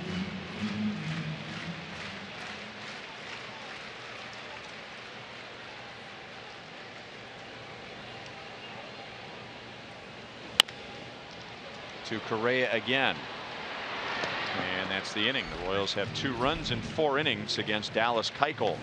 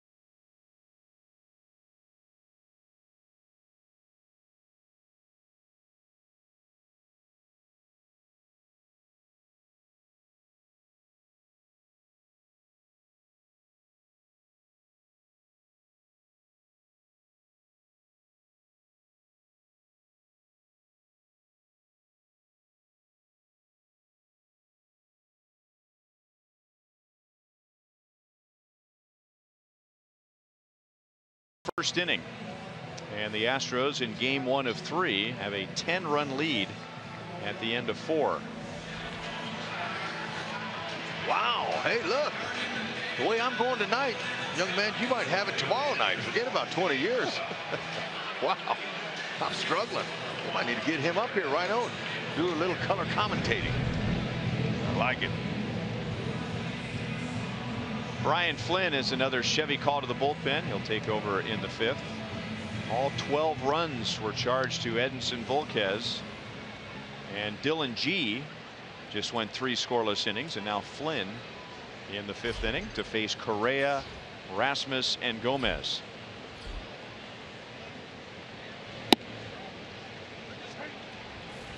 Watch Salvi. Look at him. He's waiting. He's waiting for him. He threw a little jumper on him. Well, he didn't really jump, but he had a little free throw shot to it. I liked it.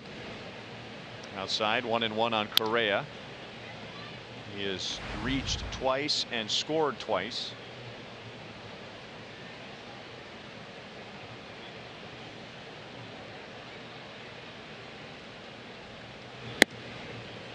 Tempted, but the pitch is high. 2 balls and 1 strike. Flynn fastball. He likes to sink it. He's got nice little arm action with his slider. Changeup.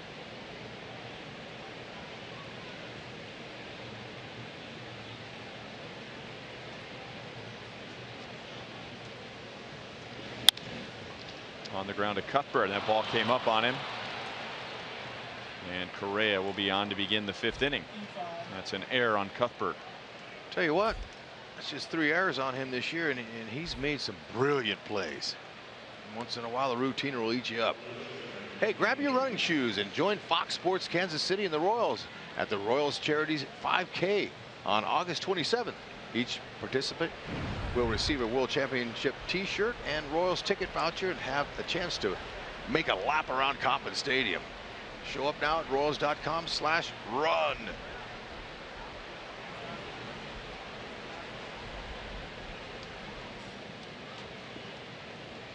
Are you much of a runner, Ryan? Distance runner? No. Tried to be.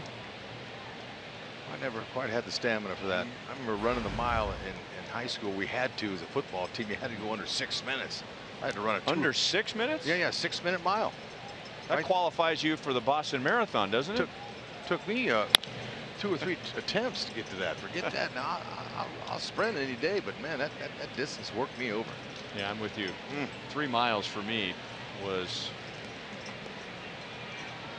the same as running an Ironman. Yeah, I got a lot of respect for those who do it. I know Monty ran for a long time until his hips started giving way. 1-2 on Rasmus. He's 3 for 3 with 2 runs scored.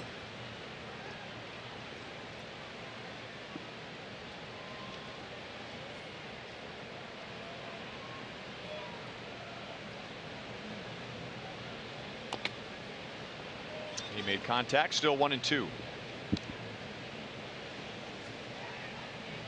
Rasmus and the Astros have been a very good fit.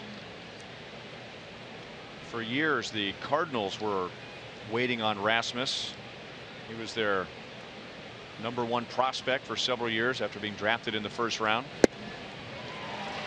1 ball, 2 strikes. He had 25 home runs, a career high in his first year with the Astros last season. So after the air, Flynn picks up a strikeout. And now 1 down to Carlos Gomez. Gomez has scored twice and he has driven in a run.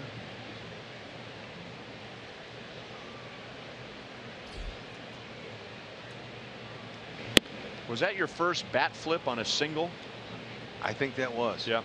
That's why I made note of it. That was back in the 1st inning. He's got a little flash to his game.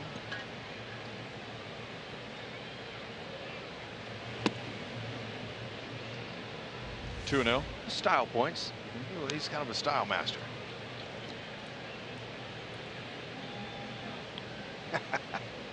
He enjoys himself out there.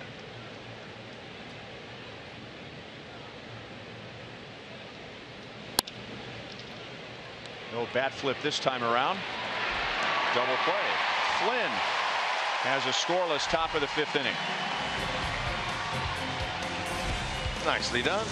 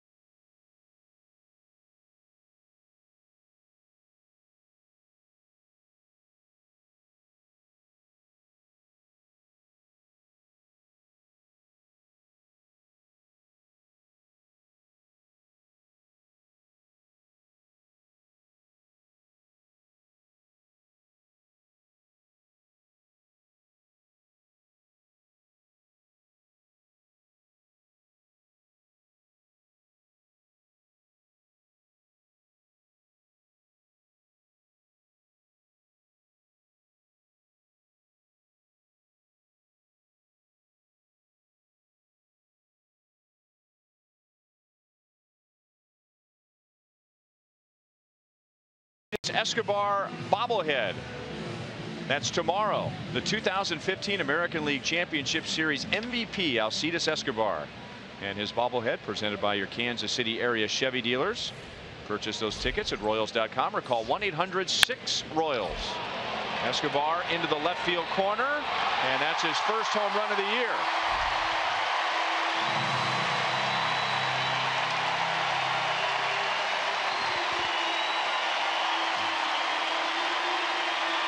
And we'll mention his bobblehead the next time he comes up. That's right.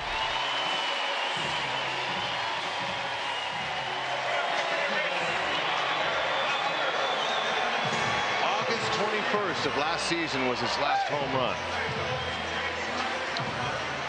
453 at-bats ago.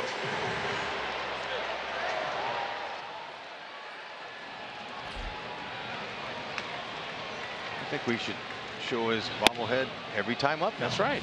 Every time we mention his bobblehead, he hits a home run. High fastball, 88. That was a fastball.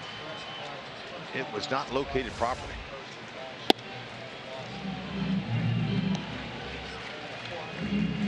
Heskey in the postseason last year, of course, had that inside the park home run against Matt Harvey, but the 453 at-bats in the regular season. Rasmus, he could feel the side wall coming, and Hosmer's still alive at 1-2.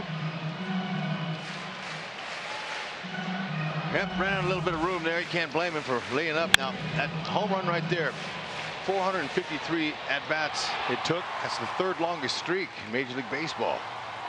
It's been broken. He just wasn't sure. He's saying, hey, let me have that ball. Wasn't sure how to trot even. Been so long. Good for him.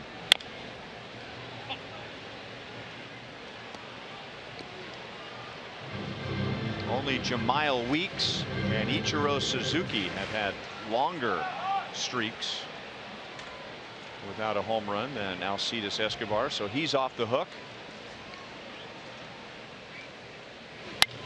Hosmer slaps it foul into the crowd.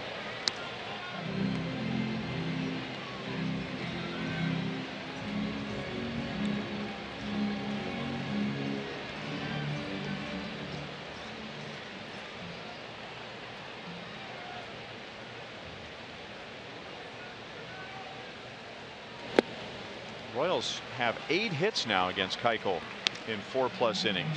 They've scored 3 runs.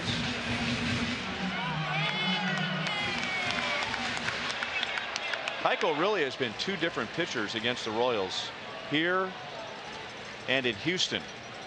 He's never really pitched well here. 3 balls and 2 strikes.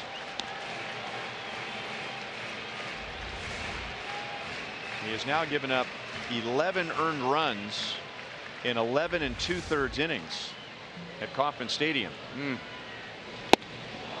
Snaps off a good breaking ball to get Eric Hosmer, and that's Keuchel's first strikeout.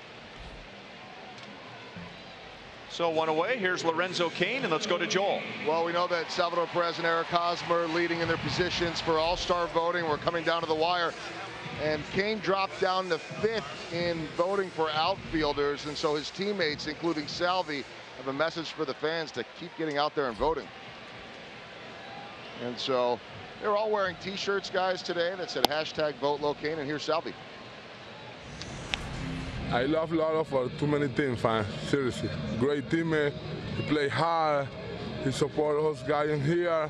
You know, so I need you, please, you guys, vote for Lolo Cain.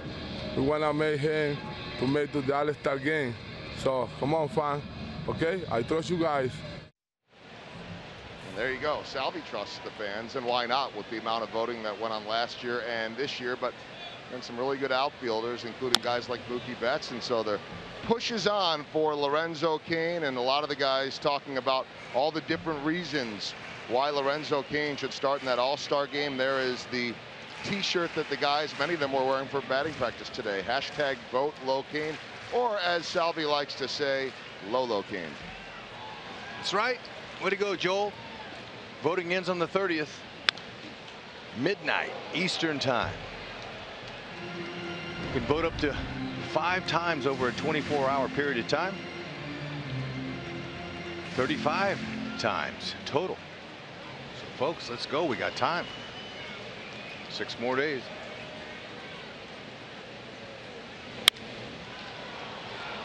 Shallow right field. Springer makes a tumbling play, the former gymnast. 2 down.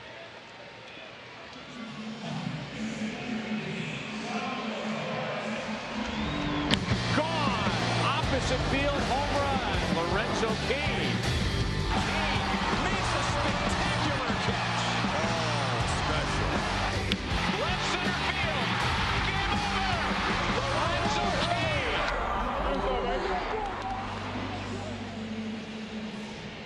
Very special. Huh?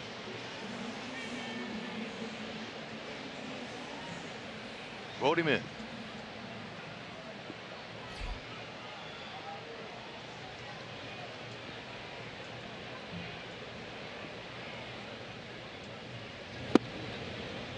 Salvador Perez singled in the 2nd inning. He tried to stretch it into a double and was thrown out by Colby Rasmus. And he's also popped out to short.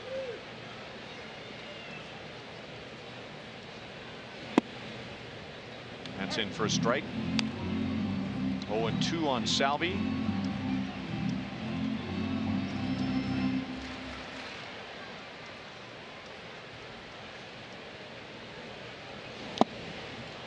A 3-pitch strikeout. So Keuchel went 4 innings without a strikeout, and now he gets 2 in the 5th inning. Alcides Escobar hits his first home run. It is 12-3 Houston.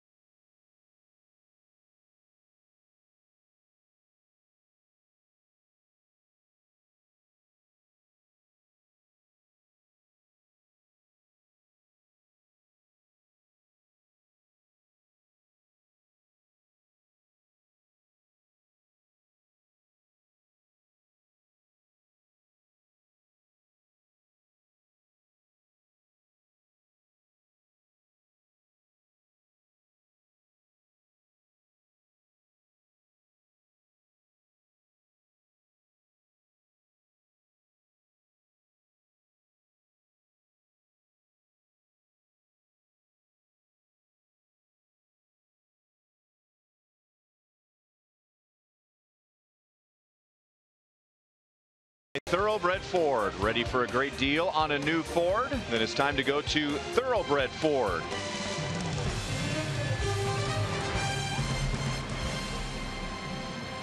A 9-run first inning for the Houston Astros, and all 12 runs tonight were charged to Edinson Volquez.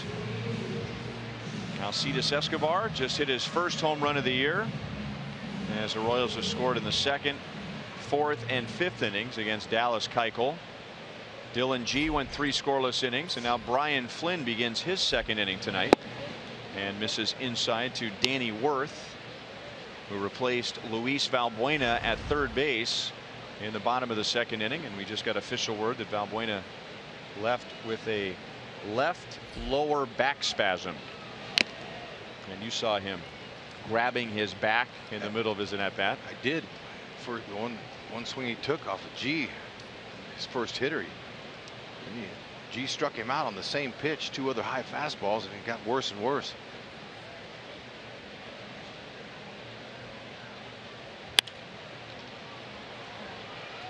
And Lorenzo Cain comes up a few steps, and that is out number 1. So important with this weather, you know, that you hydrate yourself. And these players do. You know, they're way past that. They understand, but still, your body sometimes it'll break down in certain situations with this heat like this. So hydrate it up. Lots of water. Nighttime, you know, right before the day game the next day. That's the best time to hydrate your system. They have these phosphorese pills or phosphate, whatever they call them. They used to give me a bucket of them. With these yellow tablets there. Well, wait a minute. Yeah, phosphorese. Now, were they, phosphate. you know, FDA approved? Oh, I'm sure they were. Trainers gave them to us. We have a lot of children listening tonight, so we should be clear as to what you were taking. It's like a salt. And you don't want to take a bucket of them, literally. No, but you know, they help your system. It helps you put some salt in there. That's all I could. That's the only explanation I ever got. Well, I'm glad you cleared that up. They have ways to help you out. Got to listen to those who know.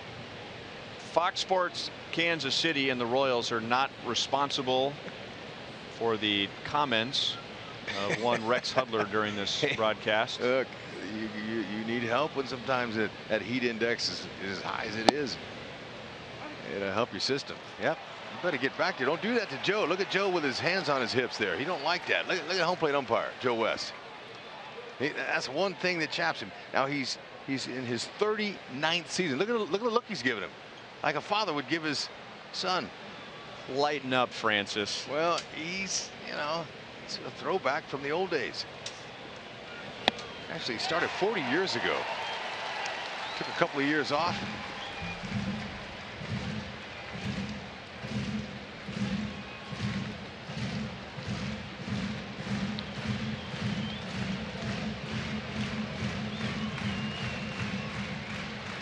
He better be swinging. Anything close, he'll ring him up.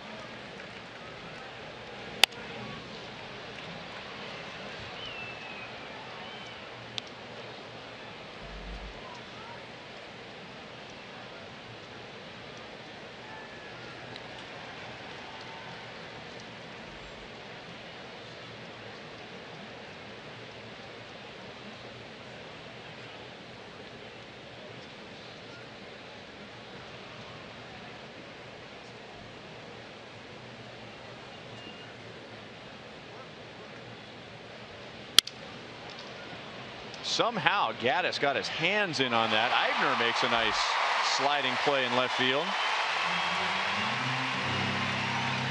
Man, was that pitch way in on Gattis. Hit it off the end of the bat. First reaction was back when any big strong hitter swings at it, and Eibner made a nice adjustment and a sliding catch. Our sprint trivia question for tonight is, name 2 of the 4 former Royals that played baseball at the University of Arkansas. There's one. Oh, former Royals.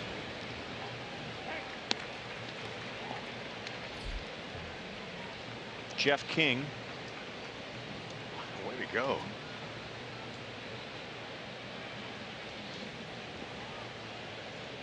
Jason Castro, number 9 hitter. and batting at .214, but he's been on base 3 times, including a couple of walks. That's the first time he's been retired. So Brian Flynn has pitched 2 scoreless innings. We go to the bottom of the 6th. The Royals are down by 9.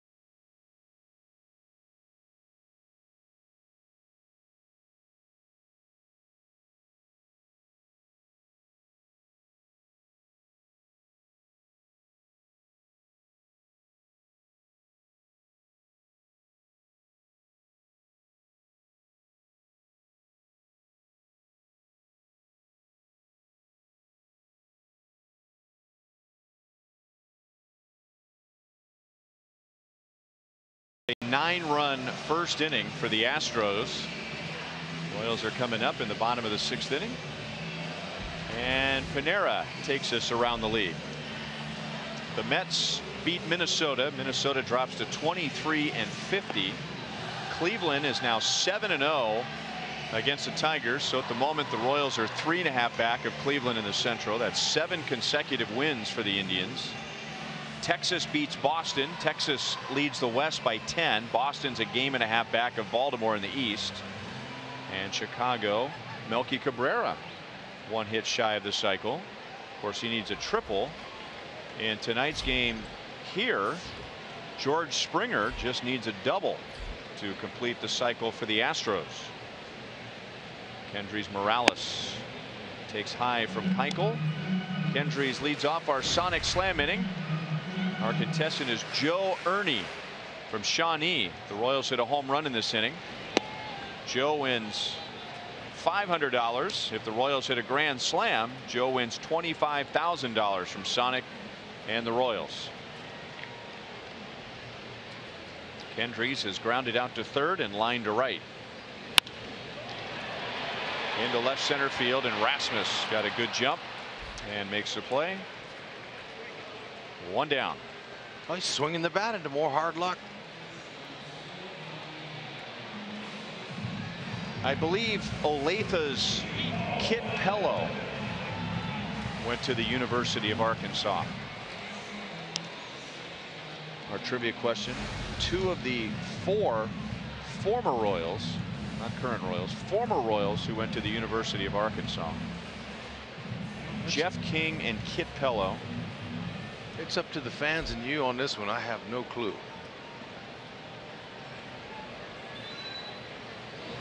Oh. That's why you got the pad there. Now, Dave Holtzman says that I saw one of the remaining 2 play for the Royals. You want to give me a hint?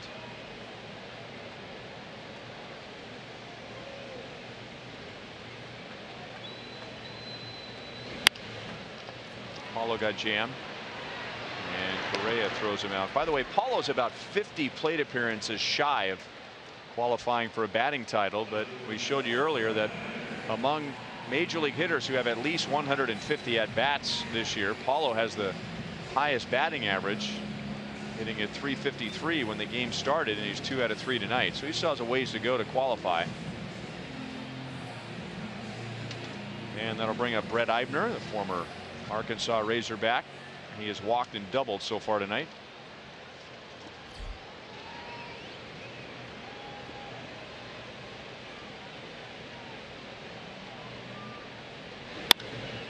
That's hit well.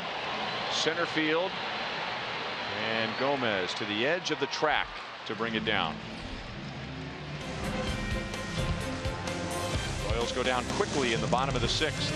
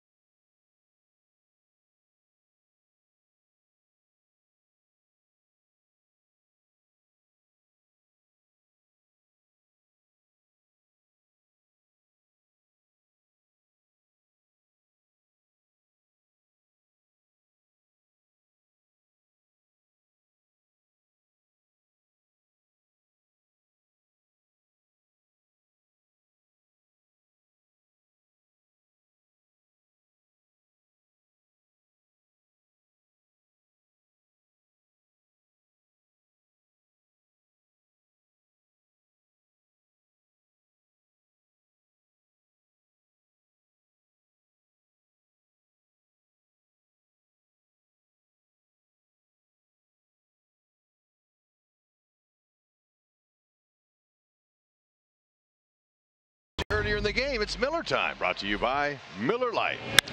George Springer leads off the game with a triple. That's special enough. Then he hits a grand slam in the first.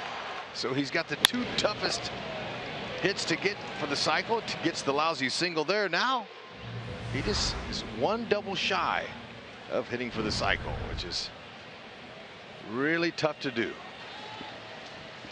More rare than a no-hitter. By the way, you and I both saw the last cycle against the Royals. It's kind of a trick question. The last cycle for the Astros was 3 years ago. Brandon Barnes against Seattle. No balls, 2 strikes.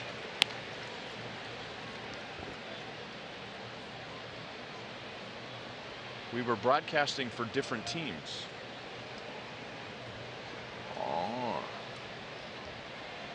At Angel Stadium 12 years ago. Springer will have to wait for another at bat. I'm going to say Jeff DeVannen. There you go. Jeff DeVannen for the Angels.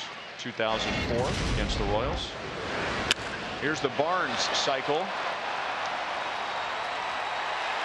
Home run. Triple. That's Joe Saunders. So he got the first 2 hard ones out of the way. Single, just like Springer. So he was a double shy of hitting for the cycle. Oh, he rifled it down the right field. Ooh, and it was close. There you go. Line right to Escobar. Marwin Gonzalez is the 2nd out.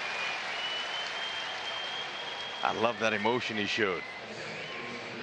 Rare feat.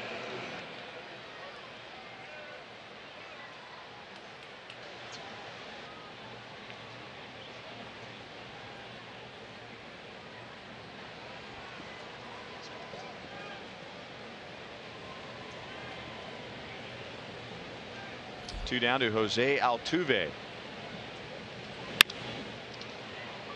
Merrifield tried to backhand it. And we'll see how they score that. Interesting. The Astros have 12 runs on 12 hits. And Jose Altuve has nothing to do with it. He does have 1 hit. They just called that an error on Merrifield, but he has not driven in a run, and he has not scored a run. Now the official score must be figuring that he had him played. He was already up the middle on a shift, so he slowed down to backhand, and the ball hopped up off the side of his glove. He knows he could have made that. That is Tony Kemp running for Altuve.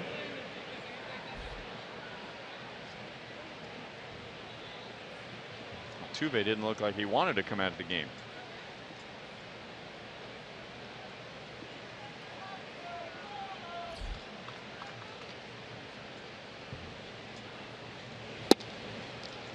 Strike two, Carlos Correa. A single, a walk, and 2 runs scored for Correa.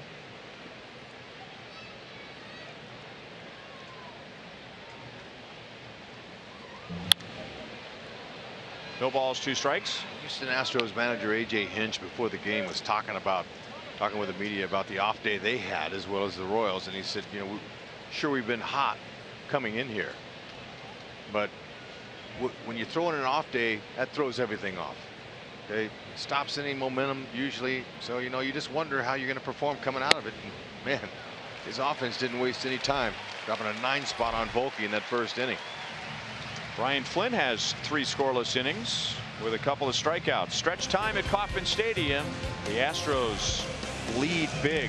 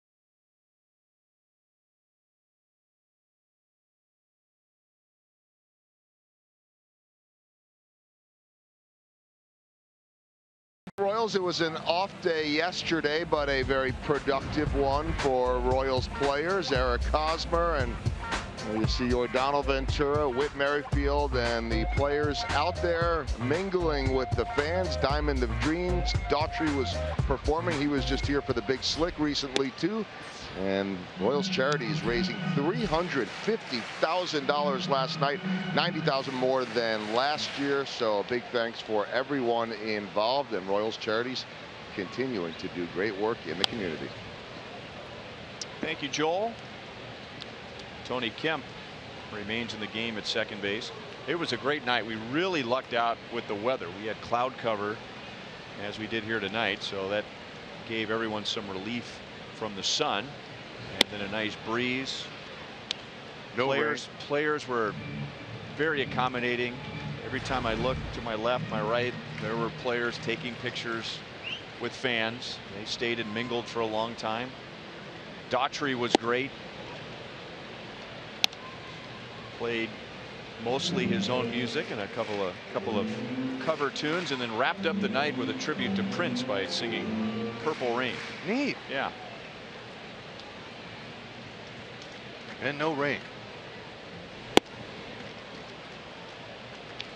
3-2 on Cheslor Cuthbert. He's driven in 2 tonight.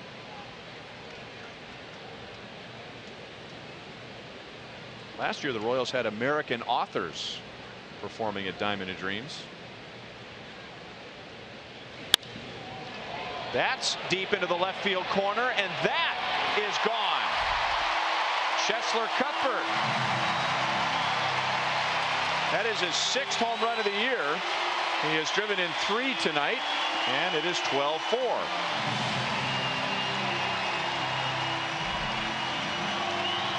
Very similar pitch to his first plate appearance when he doubled down that left field line off the wall.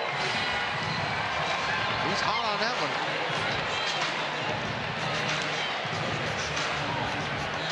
Cheslor Cuthbert, back-to-back games now. He's going deep, and there it was. That ball down. He's just got that swing working. Dropped the head of that bat on it, got a little backspin, and hooked the pole.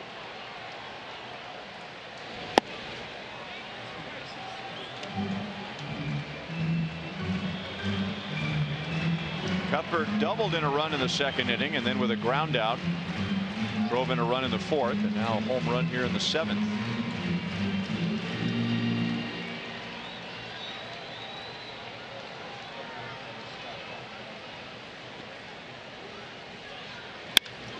Merrifield goes the other way.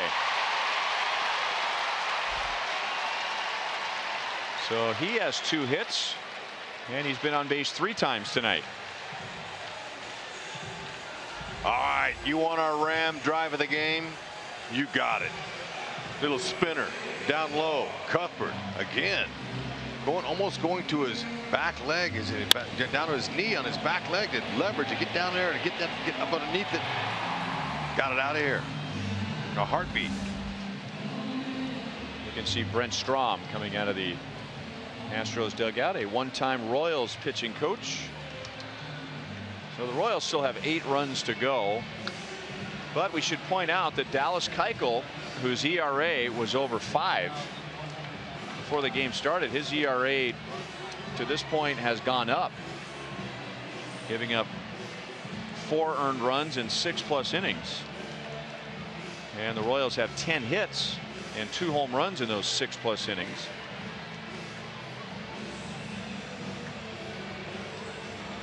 And WHIT has been quite a hit here at Kauffman Stadium.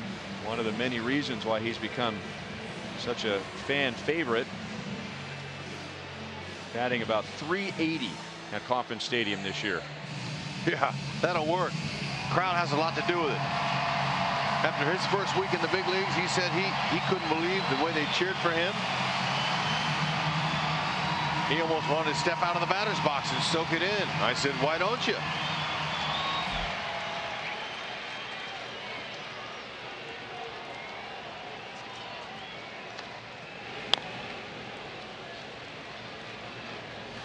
Remember, the first 20,000 fans tomorrow will get an Alcides Escobar bobblehead. Bobbleheads this year commemorating the 2015 postseason run, and Esky was the American League Championship Series MVP.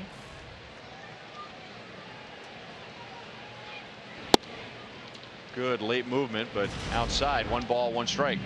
5th inning, Esky finally got that homer. He had been swinging out of his shoes for the last couple of weeks, looking to reach the stands, and he got it. And isn't it interesting too that the swing that resulted in his first home run was not one where he was coming out of his shoes? All right. Most of the time when you're not a home run hitter, you hit them there by accident. Then you just hope you don't get into a pattern of trying to hit him out again.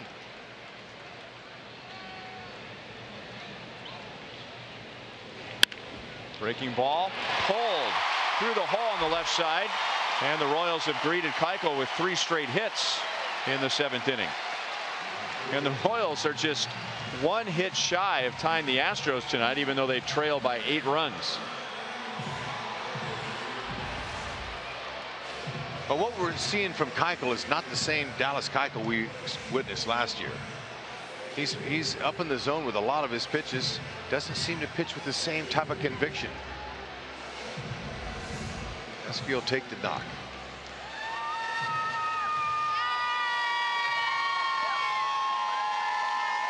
That's not very nice. No, come on. Your brother's, you know, Oz be happy to shake hands with you, give you a hug, but you got to keep your brother. Eric singled in the first inning. He's 1 for 3 against Keuchel. And now they go to work out of the Astros bullpen in right field. Keuchel has had 97 pitches.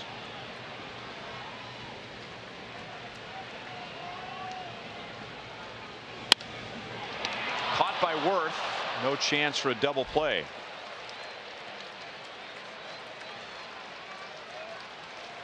And here comes A.J. Hinch. So 98 pitches. 3 straight hits followed by a line drive to third. And A.J. Hinch, with his team ahead by 8, is going to go to the bullpen. Lorenzo Cain is coming up for the Royals. 2 on, 1 out. And Scott Feldman is jogging in from the Astros bullpen.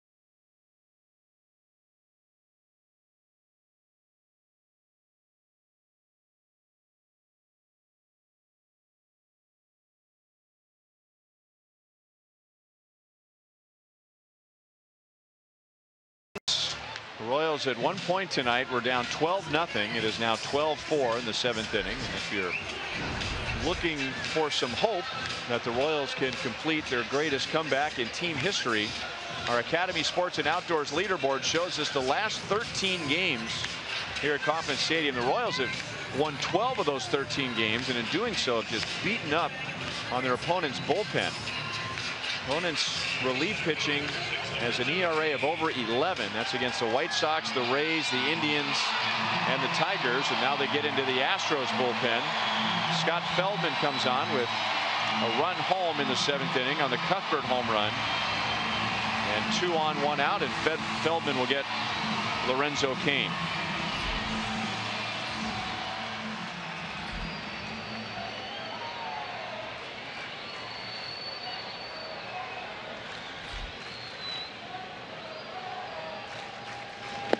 Down and away, ball 1. Cain is 0 for 3. It's a tough luck 0 for 3. He's lost 2 hits on good plays at short by Correa in the 1st inning and by Springer and Wright in the 5th. Sinker, slider, big curveball. 2-0.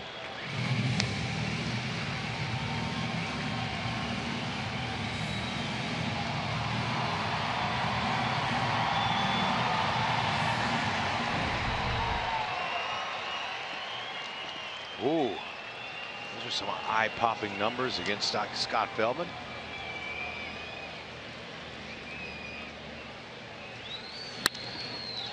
Right to Correa, and that's exactly what the Astros needed. High throw, but Gonzalez handles it.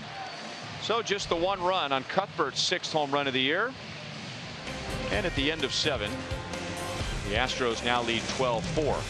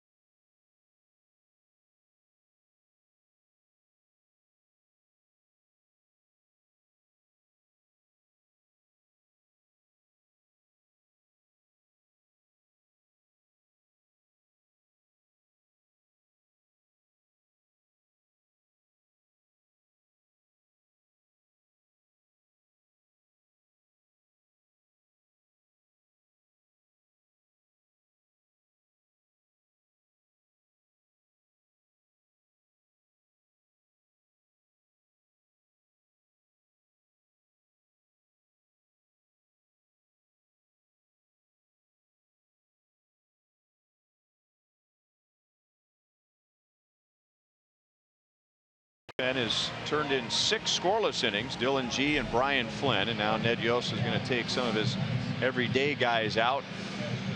So Drew Butera is behind the plate. Christian Colon takes over at short, and Gerard Dyson in center.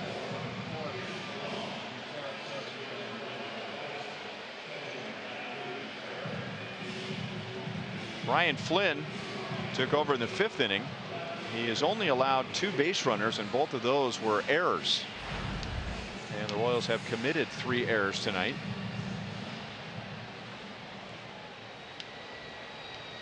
The biggest being back in the 1st inning. Rasmus swings and misses at a slider away. Pop up by Evan Gattis in the 1st inning was dropped as Alcides Escobar ran way out from shortstop into left field, and there was miscommunication between Escobar and Brett Eibner. If that play was made, who knows what that 1st inning looks like. Right.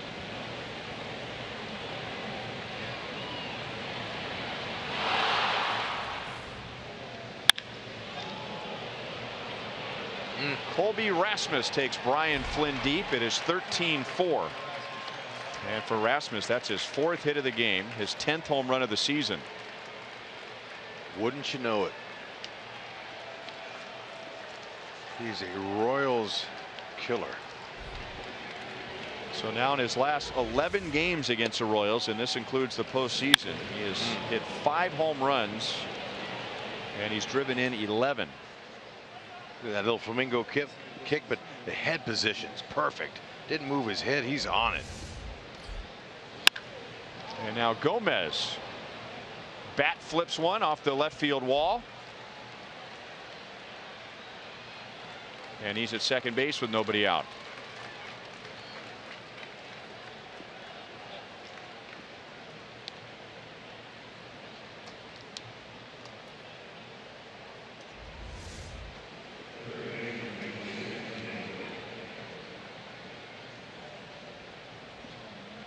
That was a little more controlled flip.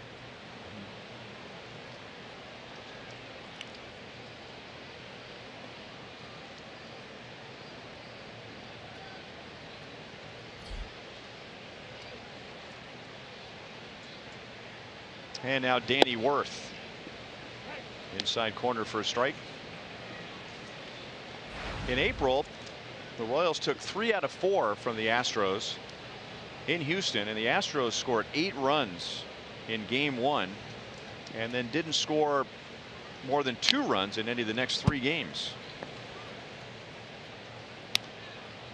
And the Royals ended up winning that series, and that was the beginning of a tailspin for Houston.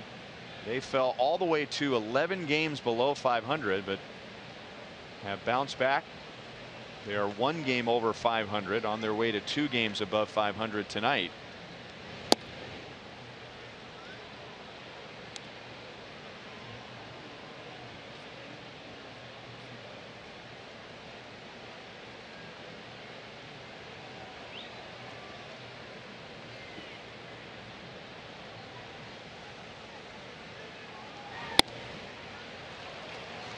Worth is down on strikes, and there's 1 down. All right, let's answer our sprint trivia question, shall we? Why don't we?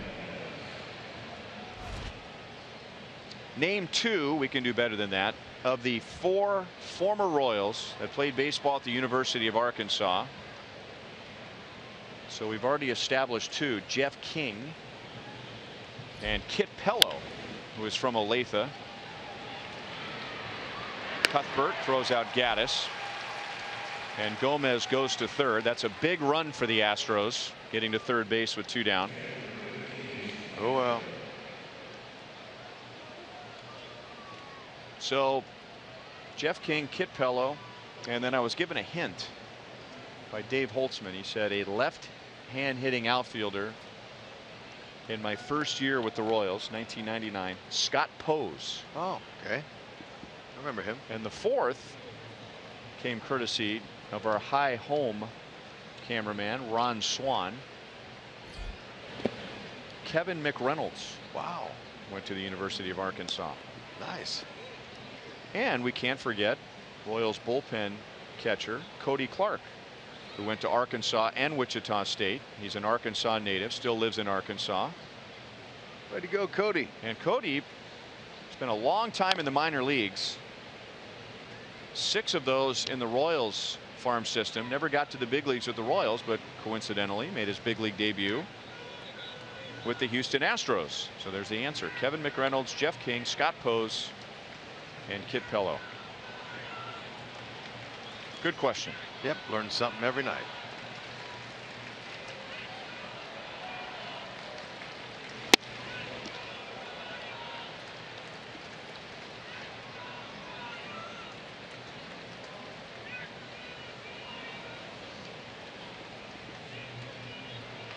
Jason Castro, number 9 hitter, was batting .209 when the game started, but he's chipped in. He had an RBI single and a run scored in the first, a bases loaded walk in the second, and then walked again in the fourth.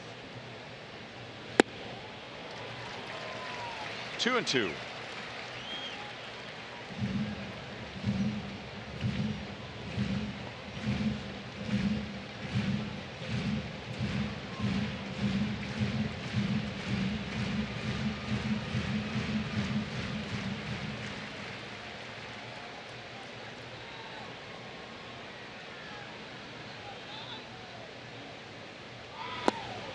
Flynn strikes out Castro. He strikes out 2 in the inning. Colby Rasmus goes deep and to the bottom of the 8th. Houston lead is now 9.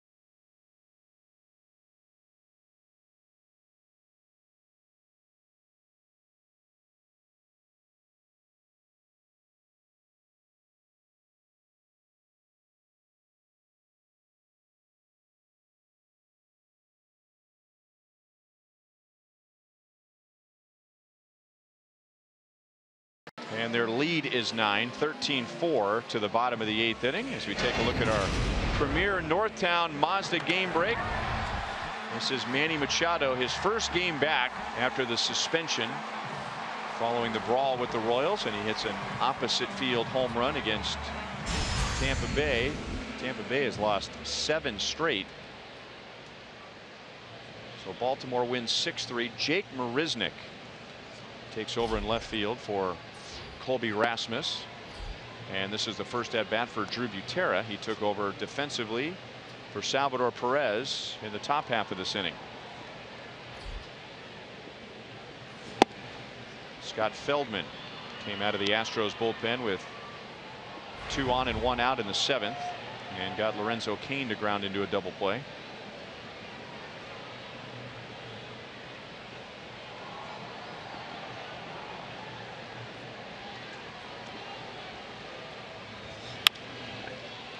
On the ground to Danny Worth, and there's one away.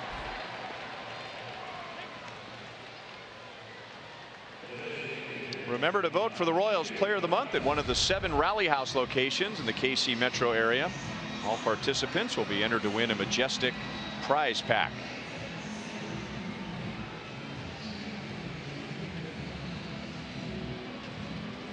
Scott Feldman, a former 30th round draft pick.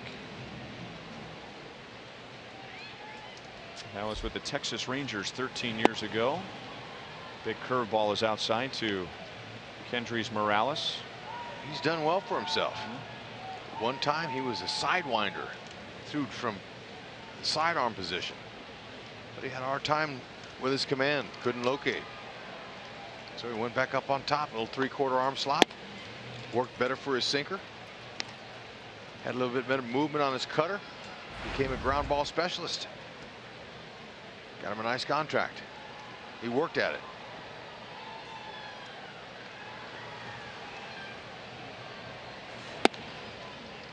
$3-0 on Morales.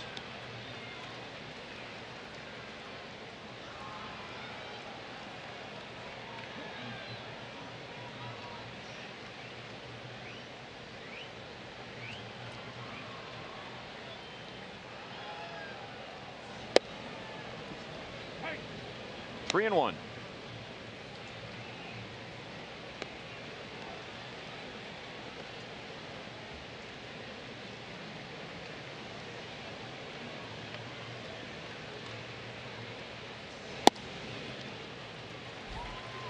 Last thing that Feldman wanted to do with a 9-run lead was walk a batter with 1 out. Feldman was drafted out of the College of San Mateo in California's Bay Area. Mentioned the 30th round pick. He's had a nice long career. Daniel Nava, who's now playing for the Angels, came out of the College of San Mateo, and he was undrafted and has had a nice major league career. The catching coach and hitting coach at the College of San Mateo at that time was Bill Duplessis.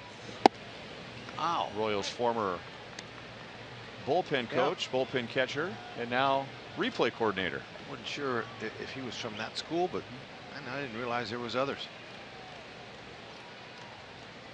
So Duper has put 2 pretty good players into the big leagues. That's right.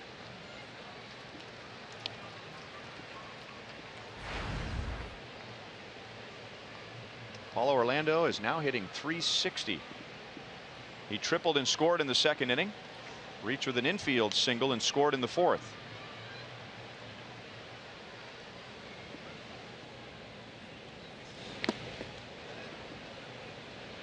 One and two.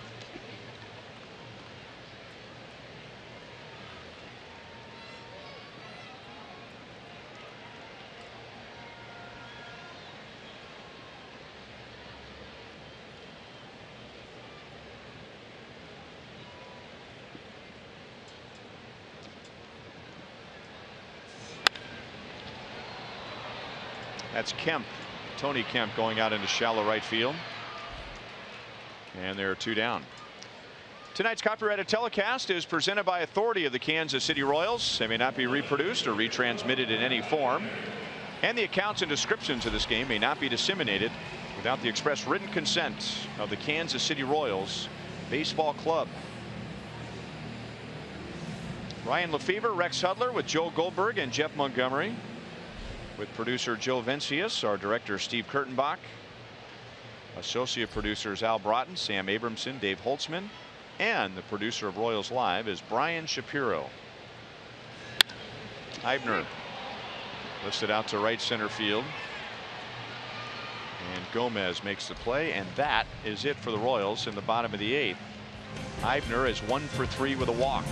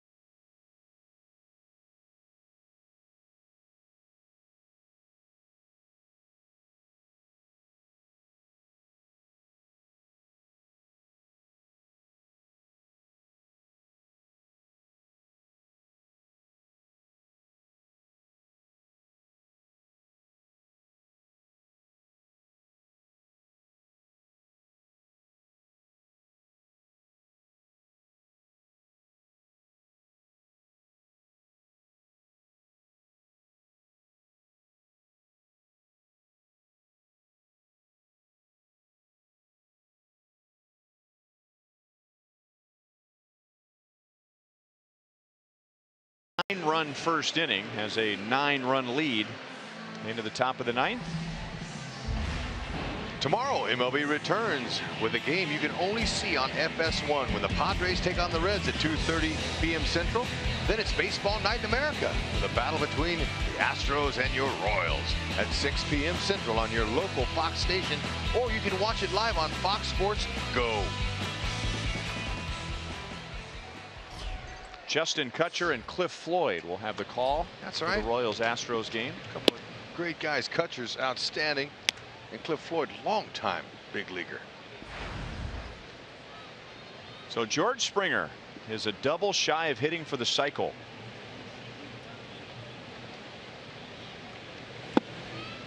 Two balls and no strikes. He took care of the triple and the home run in the first inning. He tripled to open the game and then hit a grand slam to cap the Astros 9-run first. He got his single in the 4th inning. 3 balls and no strikes. Got to be swinging here. Got to be hacking. This doesn't happen that often, folks. 3-0, give him the green light.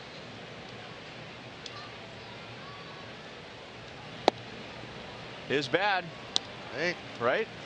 If he doesn't get another strike.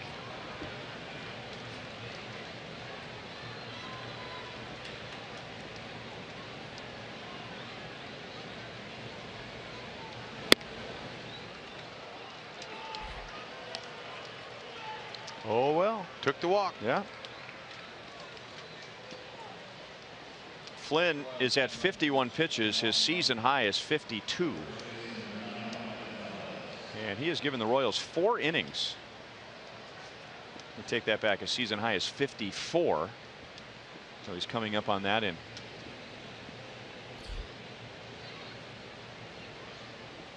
Royals have activity in their bullpen as Gonzalez swings and misses. Chin Ming Wong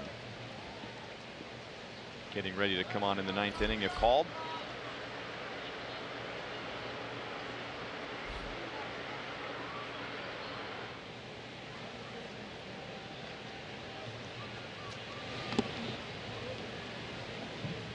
One ball and 1 strike on Gonzalez. You know, I was looking at the Astros recent records, and you can really see some parallels with the Royals.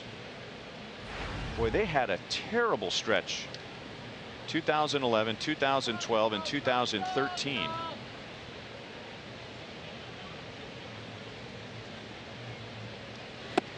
One ball, 2 strikes. In 2011, the Astros lost 106 games.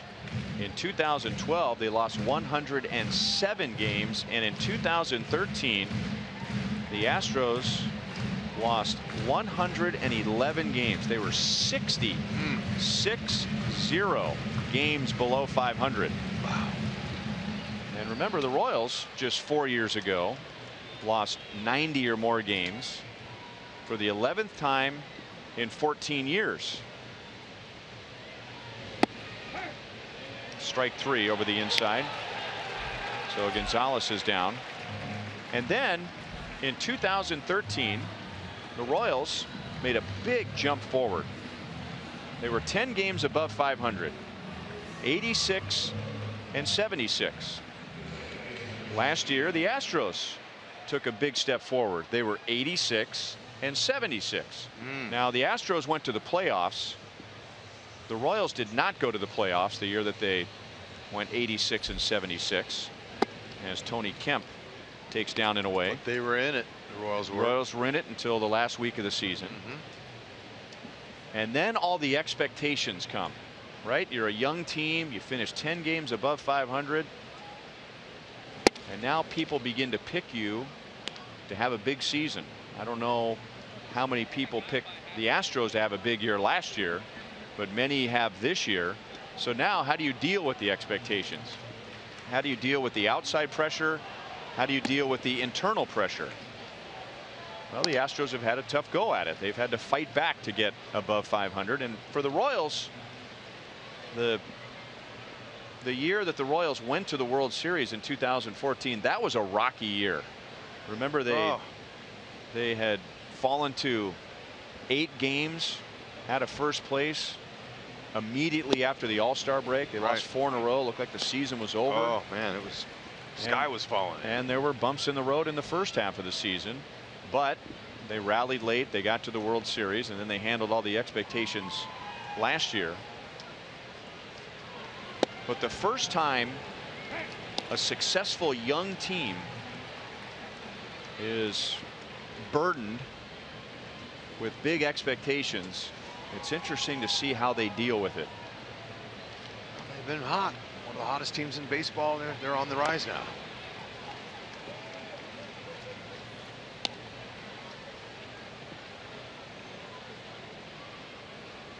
Royals went from 86 wins in 13 to 89 wins in 14 to 95 wins last year.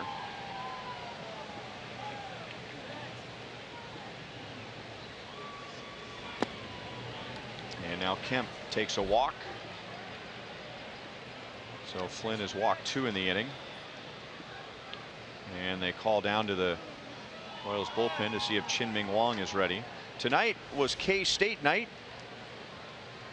and select fans with the K-State themed ticket were able to get a special K-State hat that Rodney Magruder had on when he threw out the first pitch. Whoops. It was kind of close. Well, look, it's not easy. You haven't been a baseball player long. Dyson now playing in center field, makes a play on Correa, and there are 2 down. Have you ever thrown out an opening day pitch somewhere? It can be a little bit Not of pressure. at this level, no. It's a little bit of pressure. Have you? I have. I did a Phillies game like a few weeks after they fired me. How about that? They were desperate that day. They didn't have anybody to throw the first pitch. I went all the way back to the slab. And, you know, I think you earn more points when you go back to the slab. Some guys throw in front of circled the dirt. But it's a little pressure. Mm-hmm. How'd you do? And I did it at AAA game, too. How'd you do? In Fresno. I did pretty well through a strike. Okay. Yeah, but it's lob. You know, didn't put any effort on it. Just kind of guided up there. Right. Don't want to exert anything. If you exert something, then you might throw a wild pitch. Marisnik grounds to Colon. Long throw. Hosmer stretches to the right field side, and that's the inning. Great job by Brian Flynn. He goes 5 innings out of the Royals bullpen and allows just the 1 run.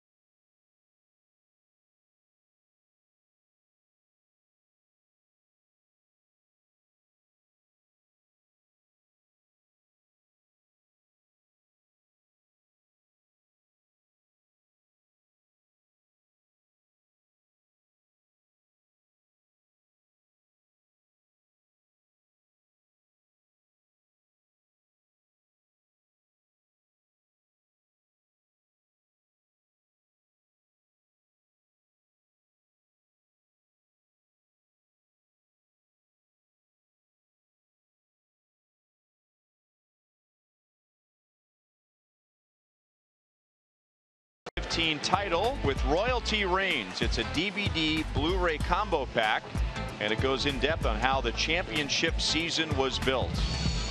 The combo pack is now available at retail locations throughout Kansas City. and on the MLB.com shop.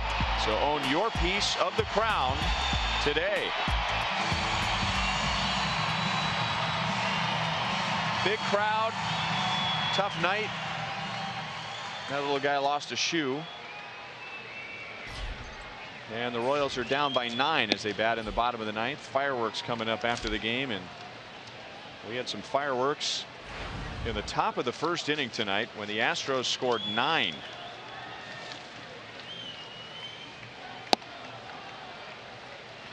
This is Scott Feldman's second full inning of work. Dallas Keuchel went 6 in a third. He gave up 4 runs. He allowed 2 home runs, one of those to Cheslor Cuthbert. The Astros scored 12 of their 13 runs against Edinson Volquez in 1 inning, plus 3 batters. 12 runs, 11 earned. Then Dylan G went 3 scoreless, and Brian Flynn allowed just 1 run in 5 innings. So it's pretty impressive when you allow that many runs and you only have to use 3 pitchers. No question about it. And that's how you score points with your manager.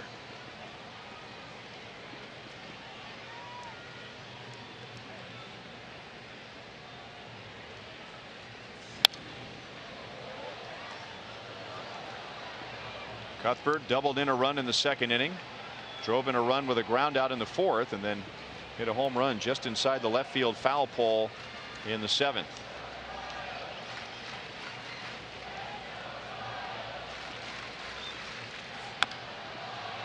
Still 2-2.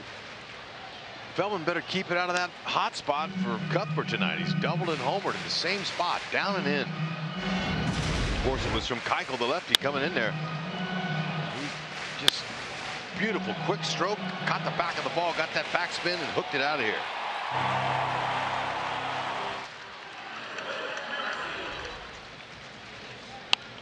It's nice to hit a homer, but when you hit one off a Cy Young Award winner, that's even better.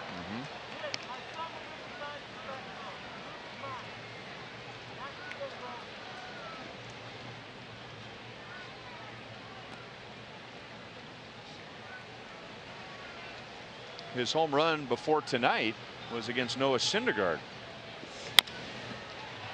Right. Correa shows off his strong arm. 1 down in the 9th inning. On top of that one.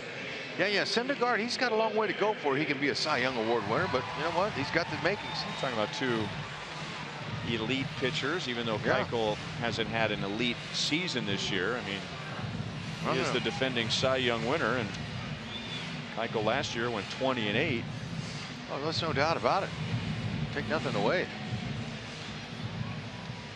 Syndergaard had a little tender elbow when he left the game, but I hear he's going to make his next start. So it must not have been as bad as they thought it was.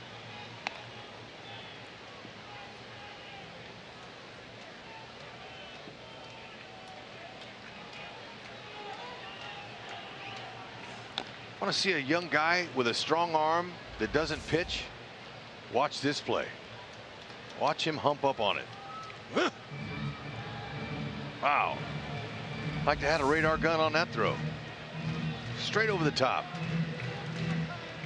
Wasn't going to give Cuthbert no infield hit on that. Merrifield, he's going to have to walk that one off. That hurt. Yeah, man. You know, usually you can get right back up in there, but when you take that kind of time, let's see where it got him. Oh, man, it got off back the knee. Yeah. Wow. Back kneed him. Oh, kneecap too. Get a little ice on that thing.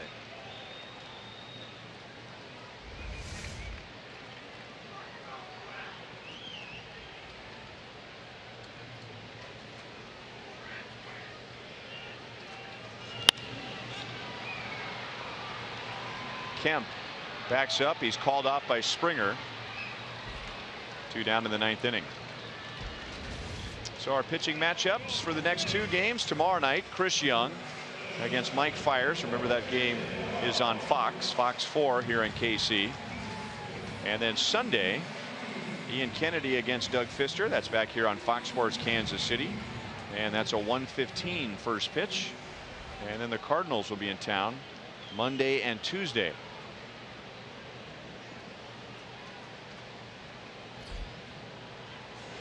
Christian Colon gets his first at bat.